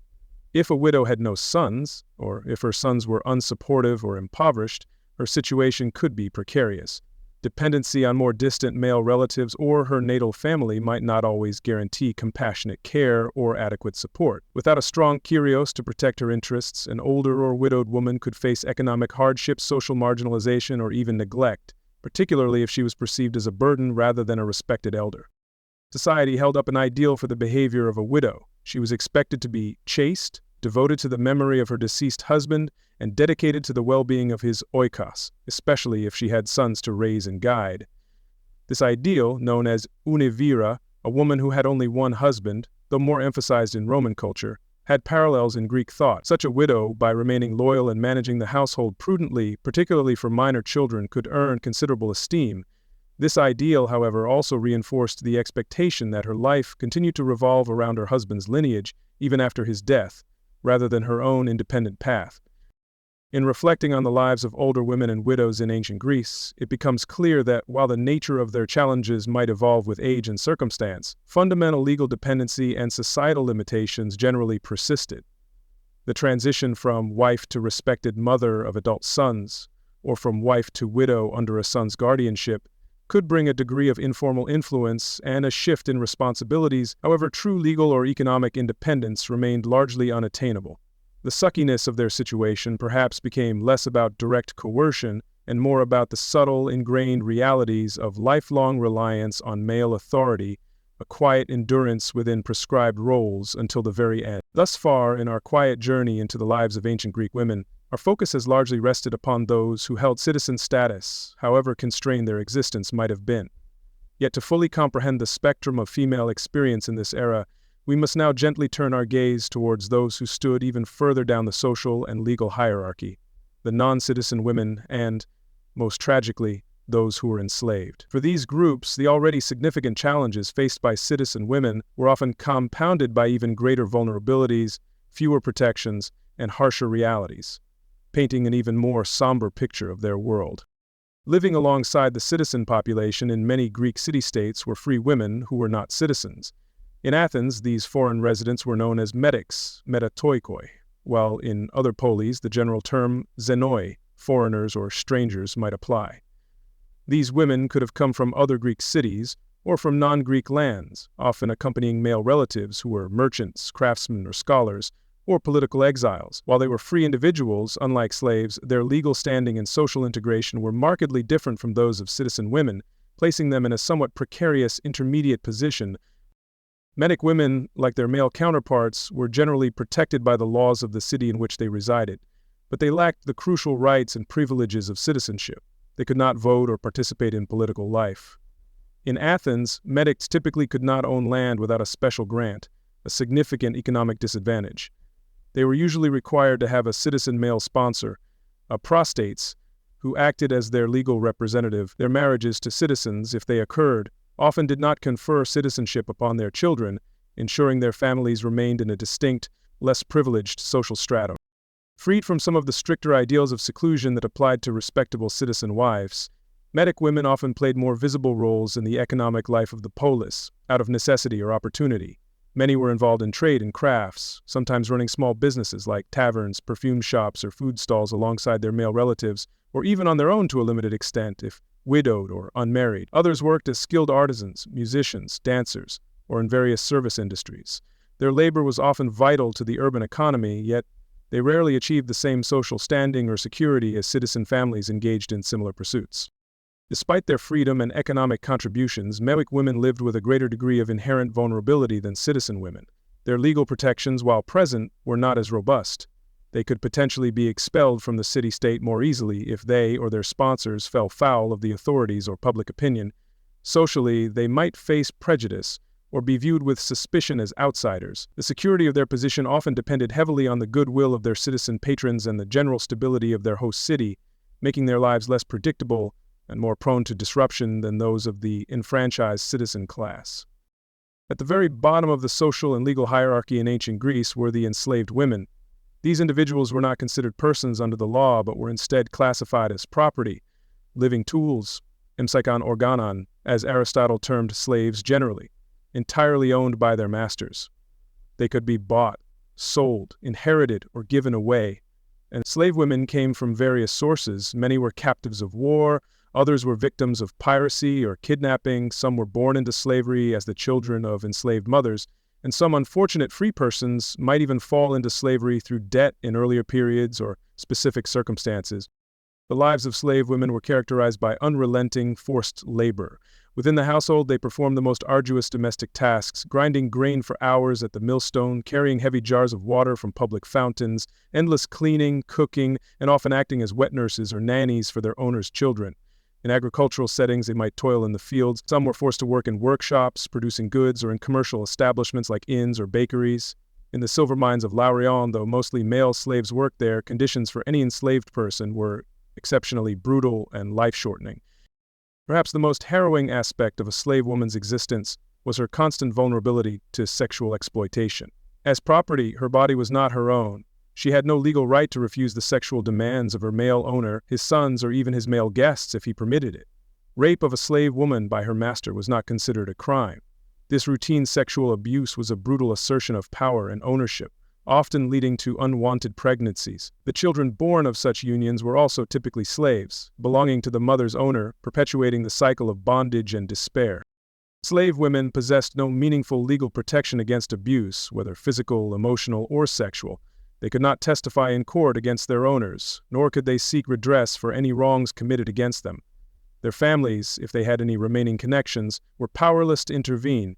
They had no control over their own lives, their labor, their reproductive capacities, or the fate of their children, who could be sold away from them at any time. Punishment for perceived disobedience or inefficiency could be swift and severe. Their experiences, their thoughts, their sorrows remain largely unrecorded, lost to history.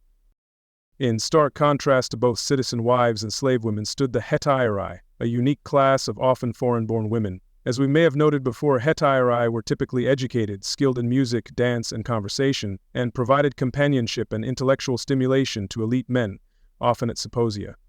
Some, like Aspasia, achieved considerable fame and influence. While they enjoyed a degree of independence and intellectual engagement unknown to most women, they existed outside the bounds of respectable marriage and citizen society.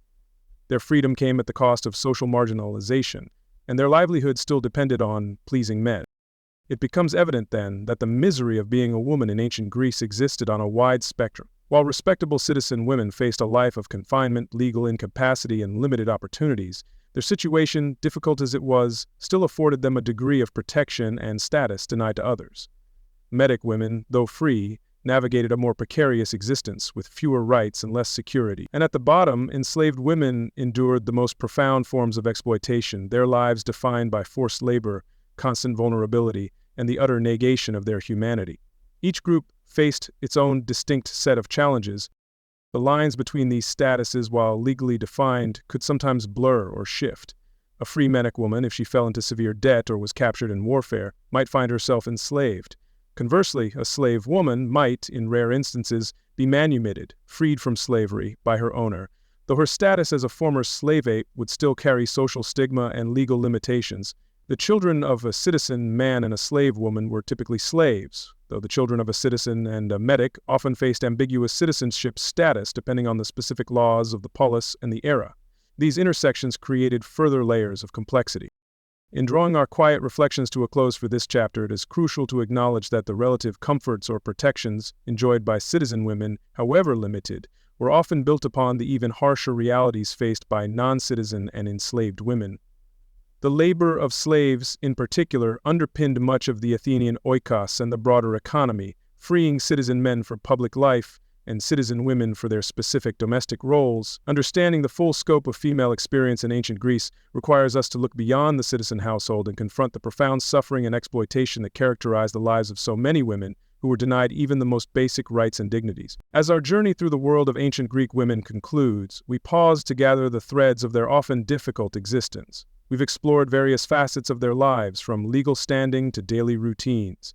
Now we synthesize these observations to understand the core reasons why, for so many, life was a tapestry woven with threads of profound constraint. It is a quiet acknowledgement of a reality far removed from the celebrated glories of their era, a gentle reflection as we drift towards rest.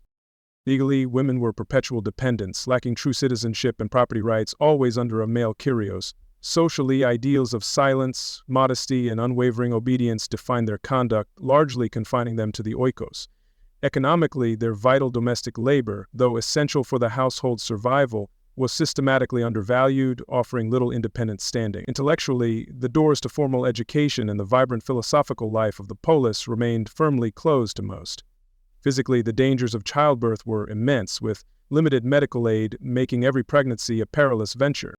These were not random hardships but integral parts of a societal system designed to uphold male authority and ensure female subordination.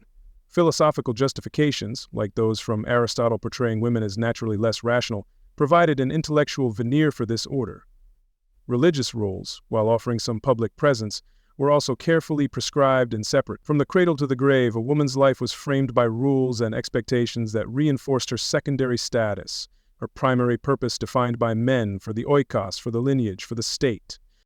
While nuances existed across different city-states like Athens and Sparta, and experiences varied by social class, the overarching patriarchal structure remained. Recognizing the cumulative weight of these limitations helps us understand the profound reasons why it truly sucked to be a woman in ancient Greece. It is a somber historical truth, one that perhaps allows us to appreciate the long journey towards greater equality and to value the voices and freedoms often taken for granted today. May this understanding bring a peaceful, reflective close to our historical exploration. As we conclude our journey through the shadowed lives of women in ancient Greece, it's easy to dwell on the hardships. Yet amidst these constraints, it's worth acknowledging the human spirit's resilience. Within those ancient homes, women loved, nurtured, managed, and preserved traditions, their contributions forming society's quiet bedrock. Their individual stories are largely unwritten, their voices mostly unheard, but their strength echoes across centuries, a testament to everyday existence, even in challenging times. Their quiet power endured.